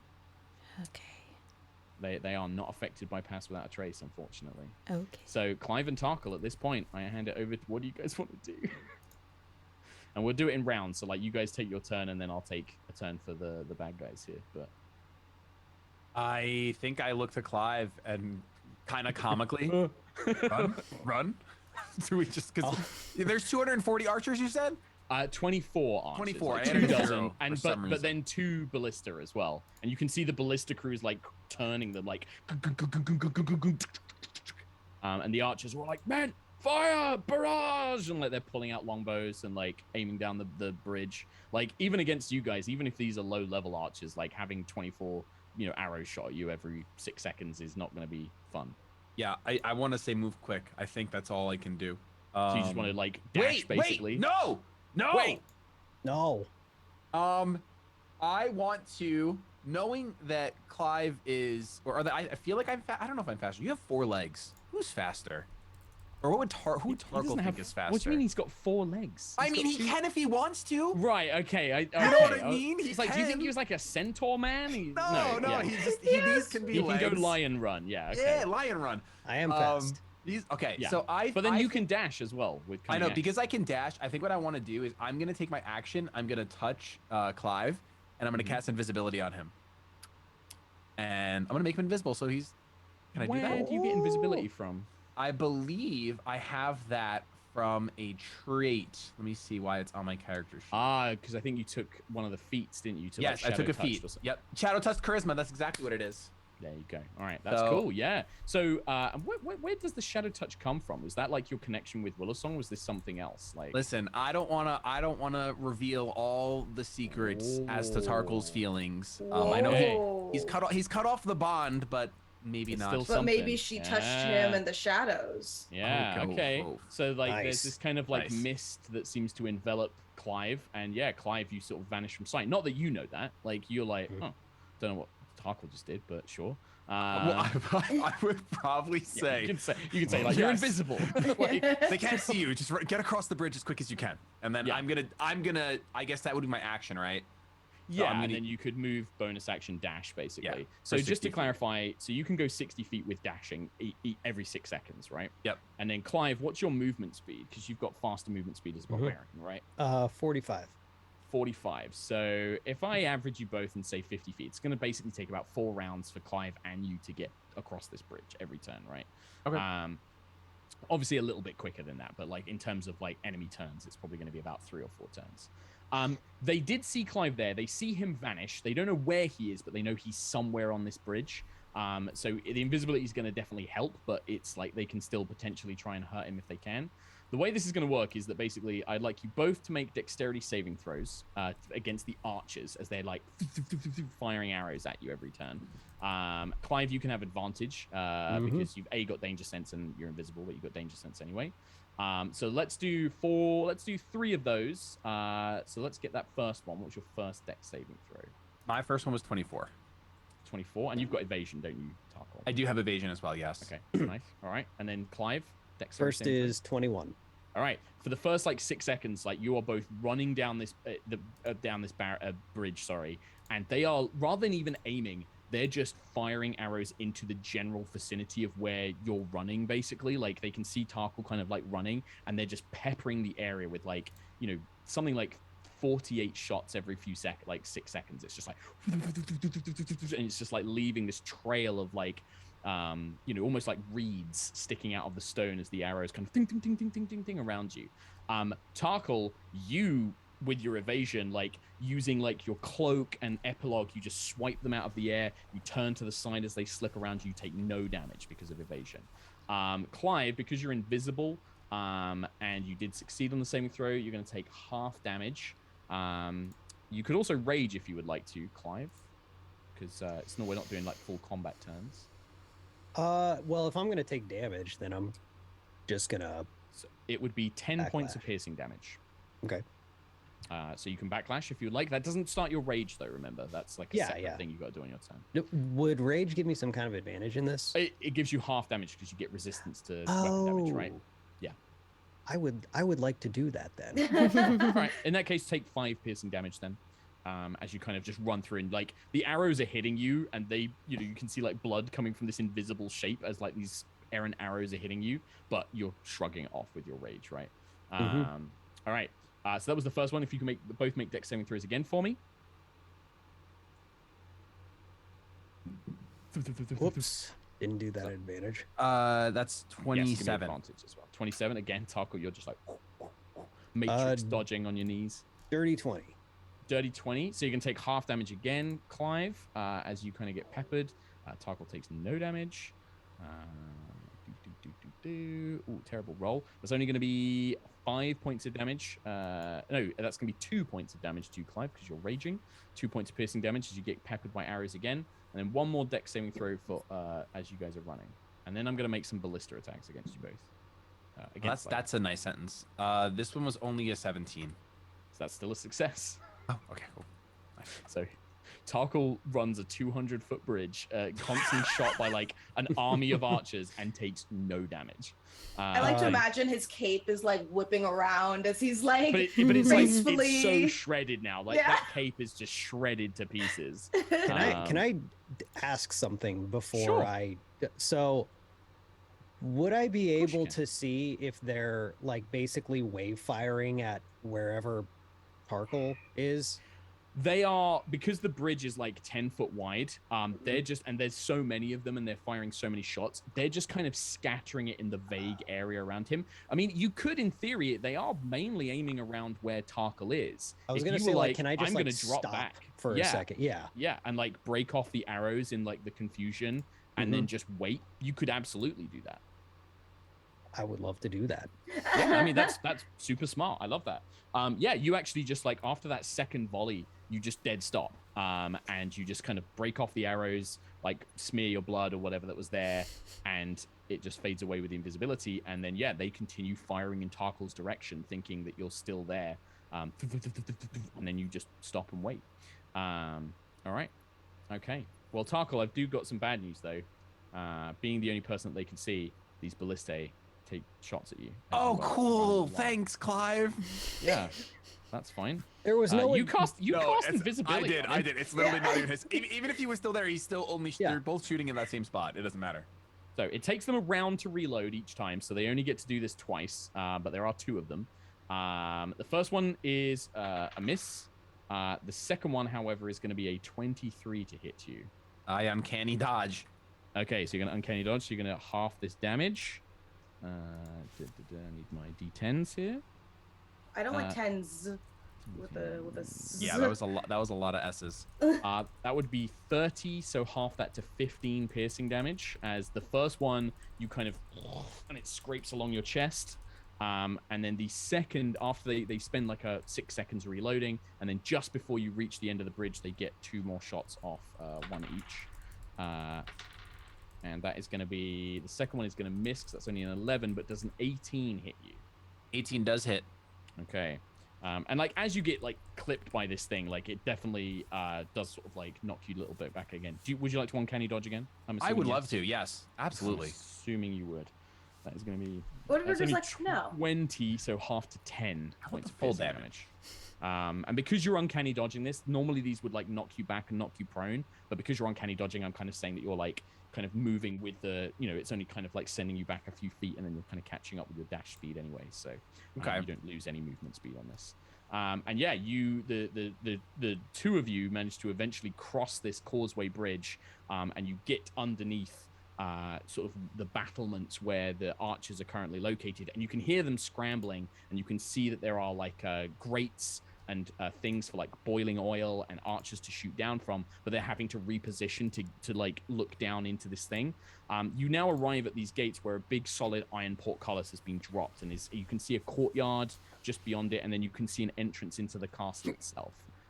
What do you guys both want to do? Let's say you both arrive, like Clyve stopped and then he carried on once the archers sort of saw the line of archer fire was out of range, and then kind of comes up behind you, Tarkhal. So it happened. Okay, does my wild magic effect that happened from an unstable backlash carry over into my rage? What does it say on the effects, like on the teleport one? Does it say that you can keep doing it for like X? It says until your rage ends, but it got triggered when I wasn't raging.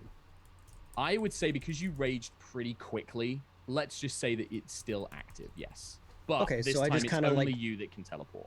Yeah, I just kind of like to the other side. It's like, all right, we're in. Okay, so Tarkhal, you watch as Clyve teleports to the other side of this heavy-looking iron portcullis, this massive castle gate. Well, I technically don't watch him. Oh wait, I do. I have to. My invisibility probably dropped when I got hit. Oh, that's right. Can you make 2 concentration checks for me? Actually, yes, please. That is a 15. That's a success. And a 12. Those are both successes. The invisibility is still up. Okay, so then I'm just like, Clyve. You'd hear me on you the hear other him side. on the other side. On the other side. Oh, I'm over here now. Oh, okay. Do you want to stay this way, or do you want to stay? I think you being invisible is a good idea. Let's do that, and then right. I'll walk over. You can't. There's this giant iron gate portcullis. Like I teleported. Oh, dope. It's like, you see the castle gates like on, and yeah. At this point, Tarkhal, you can hear like, bring the oil, and you can hear like this heavy urn being dragged. Oh no! Like, you can see this grate above you. Like, I think they're bringing something painful. You should get over here. Okay, go find the queen, and I'll figure it out. And I guess I'm gonna look around. Is there a way for me to scale this gate? All right, I'm trying to remember my many visits to English castles. So the way that it is, imagine you're like in an alcove, right? So like you came up on the bridge, you got the outer walls, you're in like a little alcove. The portcullis is in front of you, and above you, you can see this grate with these like archer slots kind of firing down, but they're very thin and narrow. You could climb the portcullis up to the top of the alcove, but there isn't a way to get like over it and to the other side. It's like built into the stone wall itself. It's like a drops fully down. Okay. Before all but you of that, could try and then climb out onto the wall and then get up onto the battlements, but then you'd be in with the archers, but then you could drop down to this side. Go, Nate. How tall is what he's trying to scale? Oh, it's like, I mean, massive, like probably like 10, 15 feet. It's like a lattice ironwork great portcullis. If you've ever seen, I'll see if I can find like a picture or something. But it's less than 30 feet. What do you mean? Like it Can is I less than teleport up there to where they're trying to? Oh, like the actual archers and stuff like Yeah. that. Yeah, you could teleport up there. Yeah, it's not 30 feet up high. Yeah, you could teleport up there to them for sure. I'm gonna do that because I'm still invisible, right? You are currently still invisible. I'm gonna put in our Discord in live comms. I'm gonna put a picture, something like this. Okay. Princess Right, Bride. do you see what I mean? Oh, Yeah. I see. Okay. Yeah. You see what I mean now, kind of thing, right? So you can see through it. You can see the courtyard. You can see the other side, but there's no way for you to get through it. It would either need to be lifted, or you would need to like climb out onto the wall and go up and over it, basically, like up onto the battlements, and that would be a pretty severe climb because it'd be like Nathan Draking your way along the outer castle. So now that I can see it, can I just like, because Clyve, I can't see Clyve, but Clyve's voice is coming from the other side. Yeah, we'll say this is just before Clyve teleports up. Clyve, do you see like a lever or a pulley system or anything to open this door? Is there any down here? Oh, I definitely want to make Clyve make a perception check, though. Okay. 'Cause Honestly, I think it's like Clyve, like, like he like looks around. Like, Clyve has an idea, so he's just gonna be like, no, but stay there.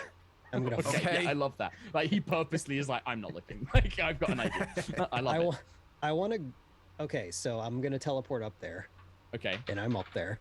Right, you teleport up there.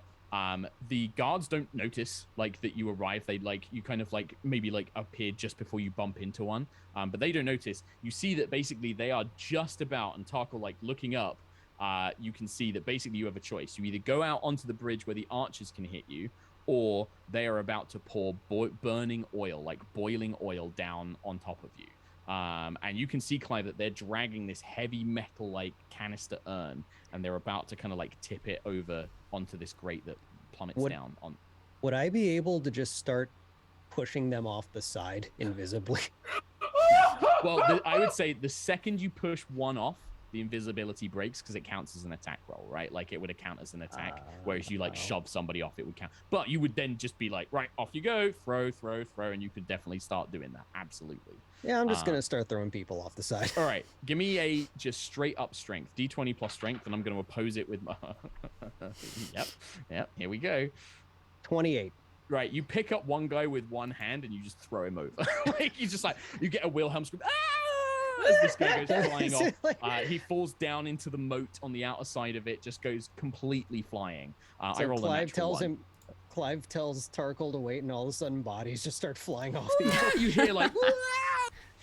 That's on brand for him. All right, Clyve, which one did you throw off? By the way, did you grab one of the guys that was dragging the urn, or did you just grab the closest one to you? Probably the urn. Okay, so yeah, you watch. So as you grab him, though, the urn drops and this oil begins to pour out. Tarkhal, you slide to the side, but it's slowly beginning to like drift across and burn down. So you're kind of like being wedged up against the wall as more and more of this oil pours down. Oh. I'd say you've got one. So Clyve, what are you doing? Tarkhal, what are you doing? I'm obsessed with the fact that this is like the boys' misadventures, and meanwhile the girls are just like you are like sneaky. in. You're like in, and you're making progress and like doing a great time. Absolutely. I don't know if I want to use this right now. Oh, this is so annoying. I think I have to. Yeah, I'm gonna use. I mean, do you have to? Do you want to wait and see what your buddy Clyve does, or do you want to like? I guess I kind of want to trust Clyve. All I want to do is make sure I'm away from the oil. So if that means if there is some sort of scalability on the other side of the wall, or that I could just back up from where the oil's starting, then I'll just do that. Yeah, you can basically. I'd say that you've got like maybe a turn or maybe two if you like really press yourself up and make an acrobatics check before like because it's kind of like knocked over and it's spilling out and it's kind of filling this channel which then drops it down on top of you. There's also Clyve, like if you pick up or move the urn, it will stop it like dripping down, and you'll buy like Tarkhal time. Like if you kind of pick it up and move it, but then your hands would be full. You'd spend like you wouldn't be able to like throw dudes off. There is about I would say 12 archers are like around you, like that like whip around and like, oh my god, it's him! It's the Lion Man! As you've just thrown this guy off and the invisibility breaks. And then I will cut back to the ladies in just a second.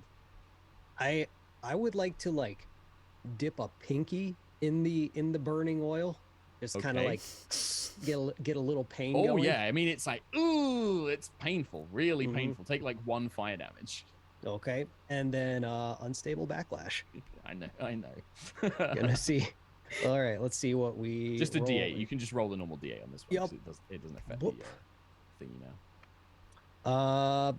2. It's the same one, right? Oh, it's the same one. Yeah. You have the teleport still.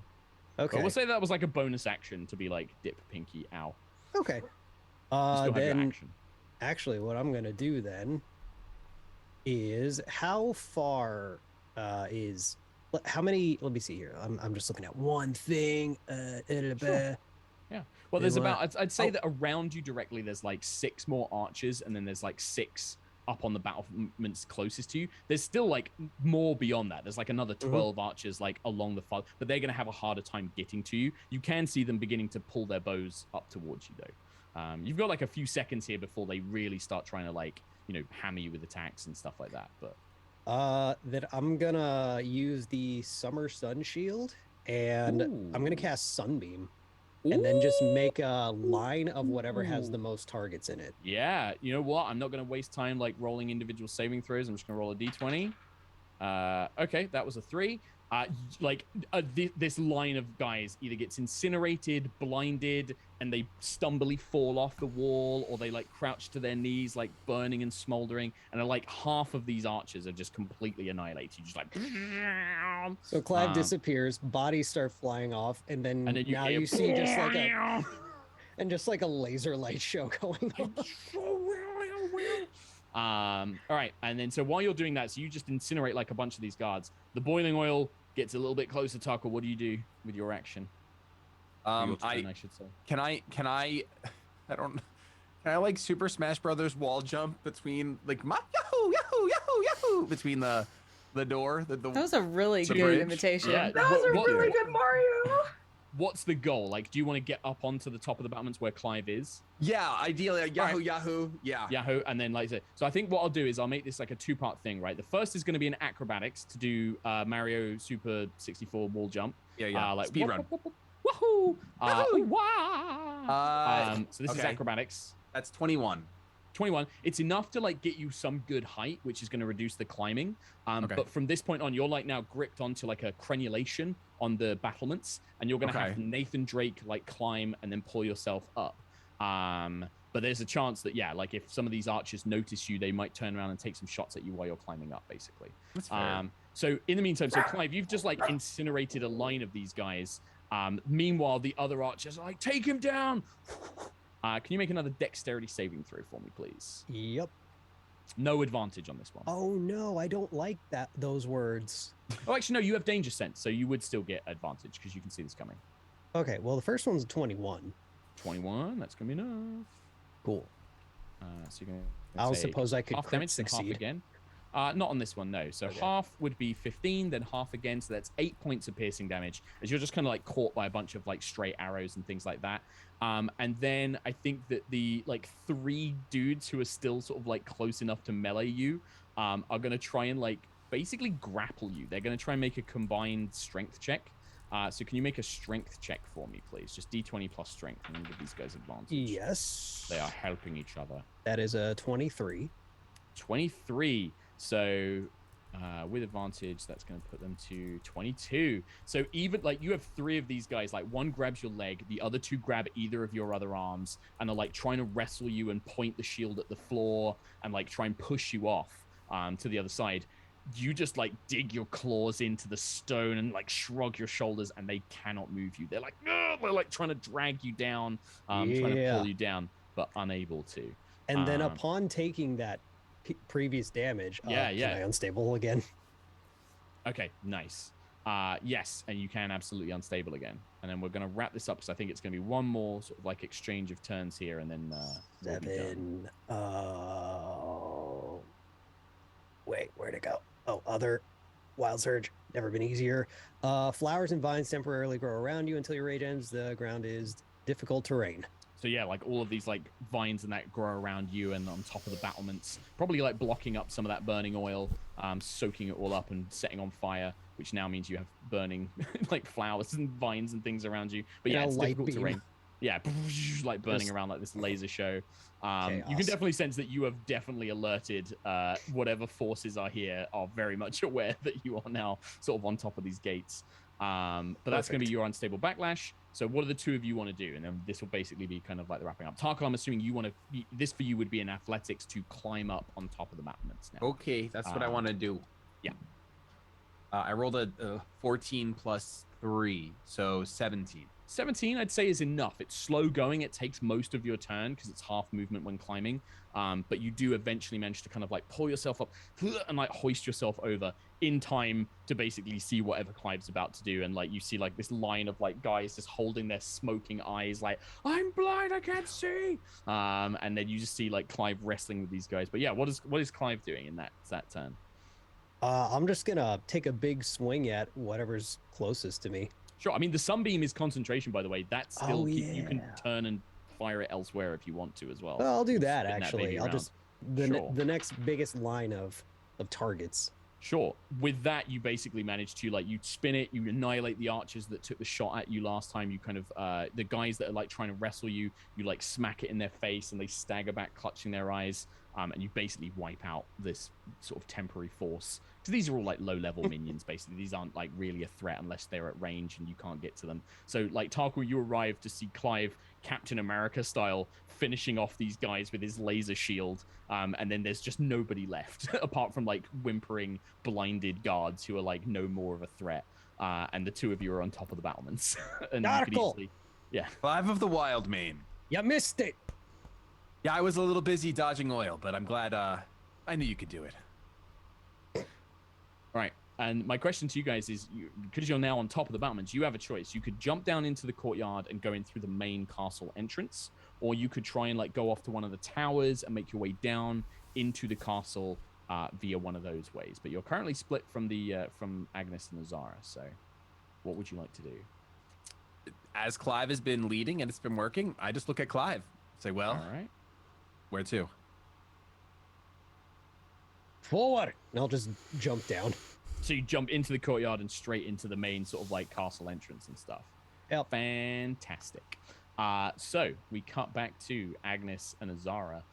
You arrive in this very, very quiet. You can maybe hear the faint sounds of battle echoing up and down the stone corridors of Castle Obarskyr. Not quite sure if that's the sound of battle outside coming in through windows or the sound of a battle somewhere in this massive castle. And this is a huge, huge castle. I don't have a full map of it, but if you basically tell me like you've been here enough that you know the layout, you can basically say we want to go to this place or where we think this might be or whatever that is, and you can probably make your way there. There may be some encounters along the way, or there may be some things that you have to deal with, but basically you are inside for now. You are stealthed. Nobody seems to be aware of your presence. It is suspiciously quiet. What would you like to do? Azara, knowing this place, would there be like a room she thinks that a mage would be holed up in? I mean, or like maybe... just to clarify, like you're talking about a mage who was powering the barrier spell. You're like thinking of like where would they pick to kind of like do that from? Yeah.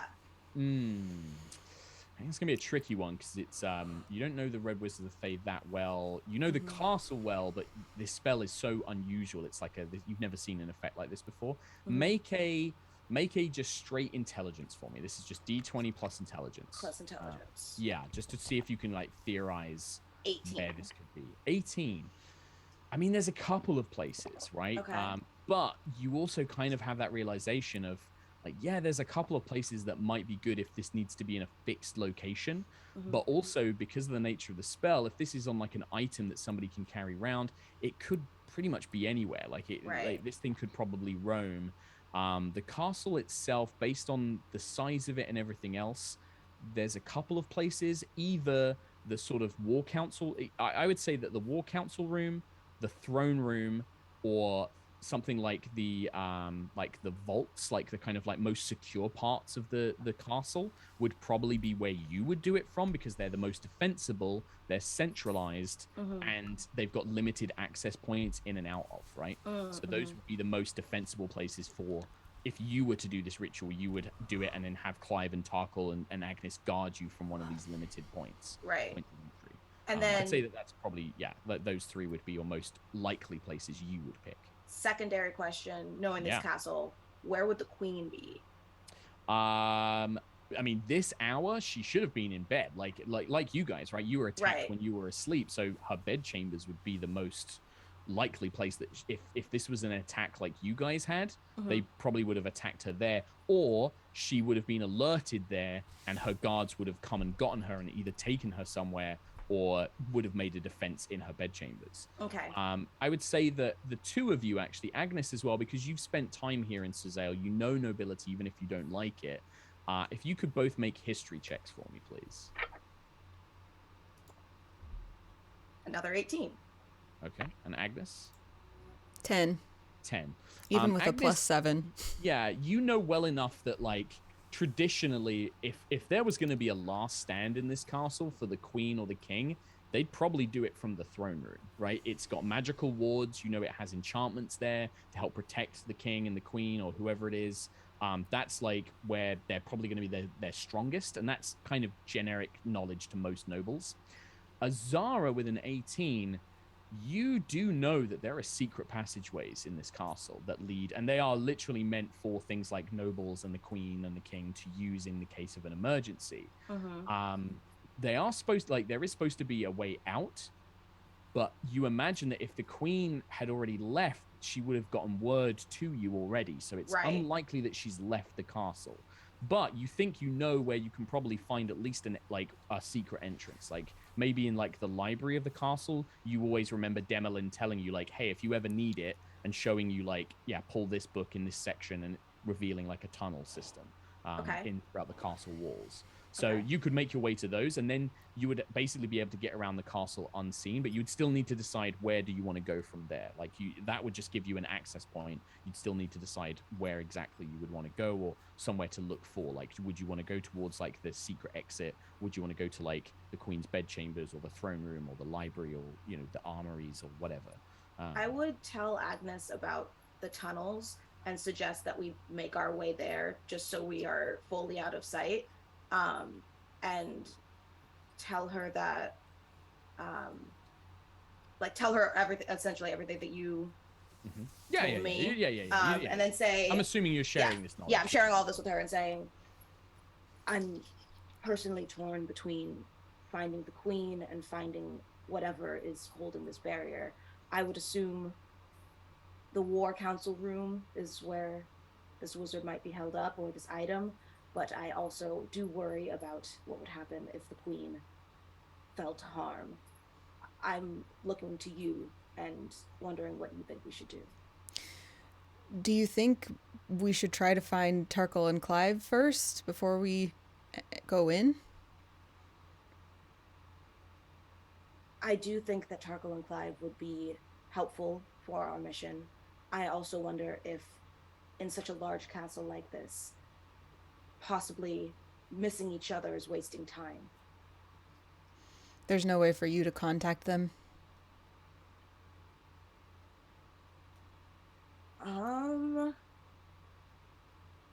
Please do ask if you have any questions, or if you're like, would this work, or do I know this?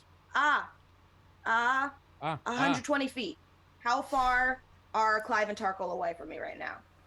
Is this message the cantrip? Yeah.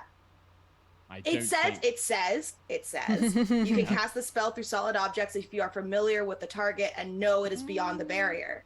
I know they are outside. Yeah. Okay. And I'm familiar.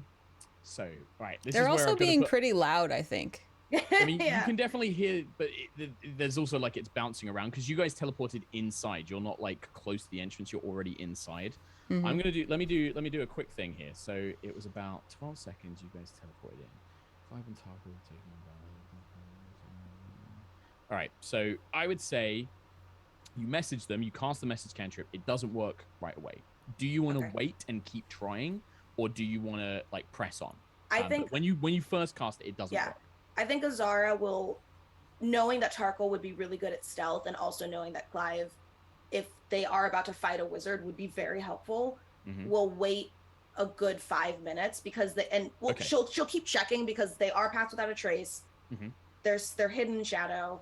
She's Yeah. gonna give them about 5 minutes. Okay, yeah, you guys are perfectly stealth. Like, you guys don't need to worry about it. You are hidden. You're not moving around. You've got pass without a trace. You are secure here.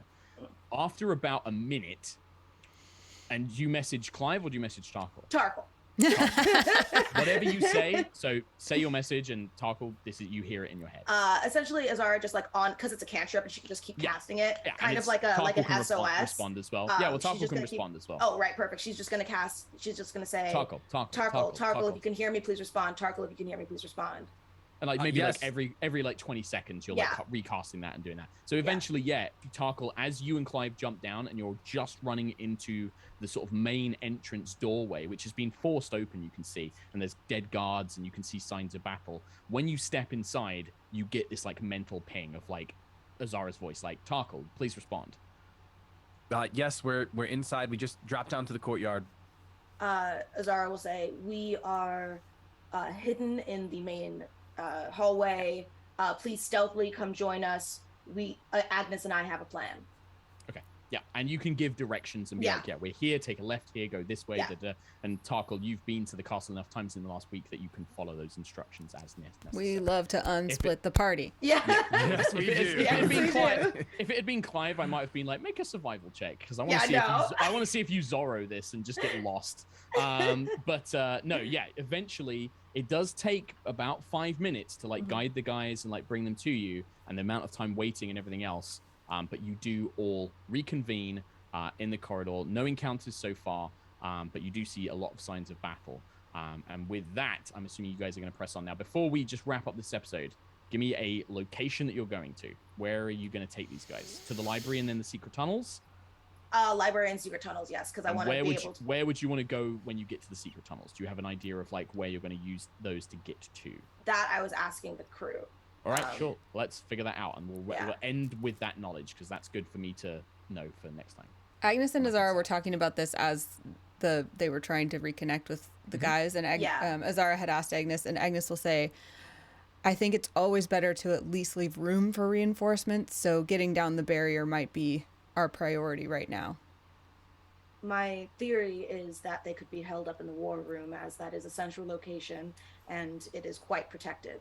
However, the vaults would be another option. I do not know if they have access to the vaults, so that is why I'm skeptical. The throne room would also be another option, but if they have any political knowledge at all, they would know that the throne room would be warded. So that is what's leading me to assume the War Council room. But again, I look to you for advice. I don't want to be wrong here. I think this is the first time I've ever doubted my military expertise, and this is terrifying. Can I... You could do anything. Can I it's the check... wonders of this game. Can I think back in my vast knowledge of history of like war and battles of this castle and see if I know where someone in the past has tried to hole up and do like magic, like to cast a big spell and do all that kind of stuff. You can absolutely make me a history check. Zara's already tried this, but I think that given your background, you can definitely make a check on this. 26. You have a feeling, Agnis Crownsilver, if somebody were to do this, if they are conducting this ritual, if they're using a ritual or a magic relic or something like that, and they've had to put it somewhere, they can't walk around with it, you suspect that the War Council room is probably the place they would go. Because the vaults, it's difficult to access if you're not from here. It's warded, it's locked. The throne room has the same thing. But the War Council room is fairly central, limited entry points. It just doesn't have any magical protections and wards, so it'd make it the more obvious choice. Harder to defend for them, but also easier for them to get access to. So you have a feeling that that would be the place to go. My gut says War Council room. Let's go. All right. So that's the plan. In that case, we will end today's episode with you guys making your way to the library. Zara, you guys either sneak past or you knock out a couple of wandering guards, action movie style.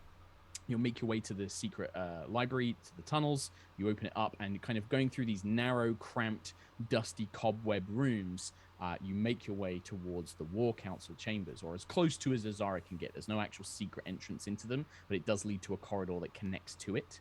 And when you arrive, you can see, coming from the doorways just before you enter the room, you can see this kind of red glow that's filling the space. And that's where we're going to end today's episode. A little bit of a longer one. Sorry to keep you a little bit later, but we just wanted to wrap up. But yeah, good fun. That was a good. I like that one. That was a great episode. I like that a lot. That was really cool. All the different little aspects, different. Yeah, that was really fun. I felt like we were like really at war. Yeah, well, it's like, you know, we don't have time to do like 5 little tiny encounters because they do slow things down. So, but I wanted to have that feeling of like, you guys, because you're pretty high level, right? Like, you guys should be able to like, hey, I'm just going to drop down on like 5 of these random warriors and kick the crap out of them, like Clyve did. But you still want there to be consequences and like costs and resources that you're spending. So that's why I kind of wanted to abstract it a little bit and kind of go with that process. And I hope that it was fun for you guys as well. Like, it worked mechanically what I wanted, but I hope it was also fun for you as players. Oh yeah, love the accidental splitting of the party and not the way that we planned. That was the point where I knew we will need another episode to resolve all of this. I was just like, it's so funny because in my theater of the mind, I saw like Agnis and Azara like sitting on marble floor, like silently waiting, and then I saw like chaos. Yeah, and then just like crew. Yeah, but it's also perfect. Like, honestly, that teleport result on the Wild Surge and like tumbling into the wall. It's the most torn I've been, because I love sticking to the rules. Like, I'm a Jeremy Crawford. I'm like, no, the rules say you have to see it. But I was just like, it'd be so good. So yeah, sometimes you got to rule or cool it. Anyway, it was perfect. That's it for today's session. We will do some shout outs, starting with Anna Prosser. Don't forget to join us either on stream or in person for PAX Unplugged, where we will be doing our live season and show finale in person in the main theater. So looking forward to seeing you there. If you want to find me, you can go to annaprosser.com or social media at annaprosser. I tag Shady. Hi guys, I'm ShadyPenguinn. You guys will see me at PAX Unplugged as well. Obviously, I just want to let you guys know that Polyphia's new album came out, and it is a banger after banger after banger, so check it out. You can find me ShadyPenguinn on Twitch, Twitter, etc., where I will probably be talking about Polyphia's new album. I tag Mica. Hi, my name is Mica Burton. You can find me everywhere at Mica Burton. You can find me in my horseback riding adventures at Mica Strides. I would also like to let everybody know that Taylor Swift's new album came out, and it is banger after banger after banger. So you can probably find me on at Mica Burton talking about how amazing Taylor Swift is, and how she's changed my life, and how she's amazing, and I tag Nate. Well, I just want to let y'all know that a couple weeks ago, my new album came out, and it is mid after mid after mid. Oh, no. I love you so much. Oh my god. That's all I got. Yeah, you can you can find me at Sherlock_Hulmes on Twitter, SherlockHulmes_ on Twitch, and SherlockHulmes_ on Instagram. Whoa! It's a fun time when people use stupid username all the time. You can find me all those places. You can also check out my other D&D show, High Rollers D&D, which is like my little babby. And we're approaching near the end of a 4-year campaign with that. The guys are like level 18, and we're trying to wrap that up ahead of a brand new campaign 3, which will be a fresh new start, brand new world, brand new characters. Perfect time to jump in and watch some High Rollers D&D when we start that new 3rd campaign, hopefully early in 2023. Music wise, I'm really lame, and I don't really listen to any music, so I can't tell you about any cool new albums, except Nate Wants to Battle, because I love that guy's music, and it's not mid, and you should check it all out. I genuinely actually have a load of your tracks on like my hype playlist that I have. I do. A lot of your stuff from like Amelie and like a bunch of those guys. Like, I love it. Anyway, that's it from us. Thank you very much for joining us. I think that's everyone. Did we tag everyone? Yes. I just also want to say for Nate's music, his Death of a Bachelor cover is like literally one of my favorite songs of all time. Good. Listen to it all the time. And he's like the opposite of mid, because he's high tier. He's the tierest of the S. Literally, Literally, Nate's face is the face of my Daily Mix 4 on Spotify. Just want to point that out there. I don't know why, but it's his face right now. There it is, because Spotify knows that Nate wants to battle, and also Nate slaps. Nate slaps. Does slap. I can't take compliments, so I'm gonna flip it and say, make sure you vote if you can. There it is. No, that's also a very good message. So, yeah. All right. So that's it from us. Take care. We love you, and we'll see you for more Nights Eveningstar very, very soon as we try and wrap this all up. Bye-bye. Bye.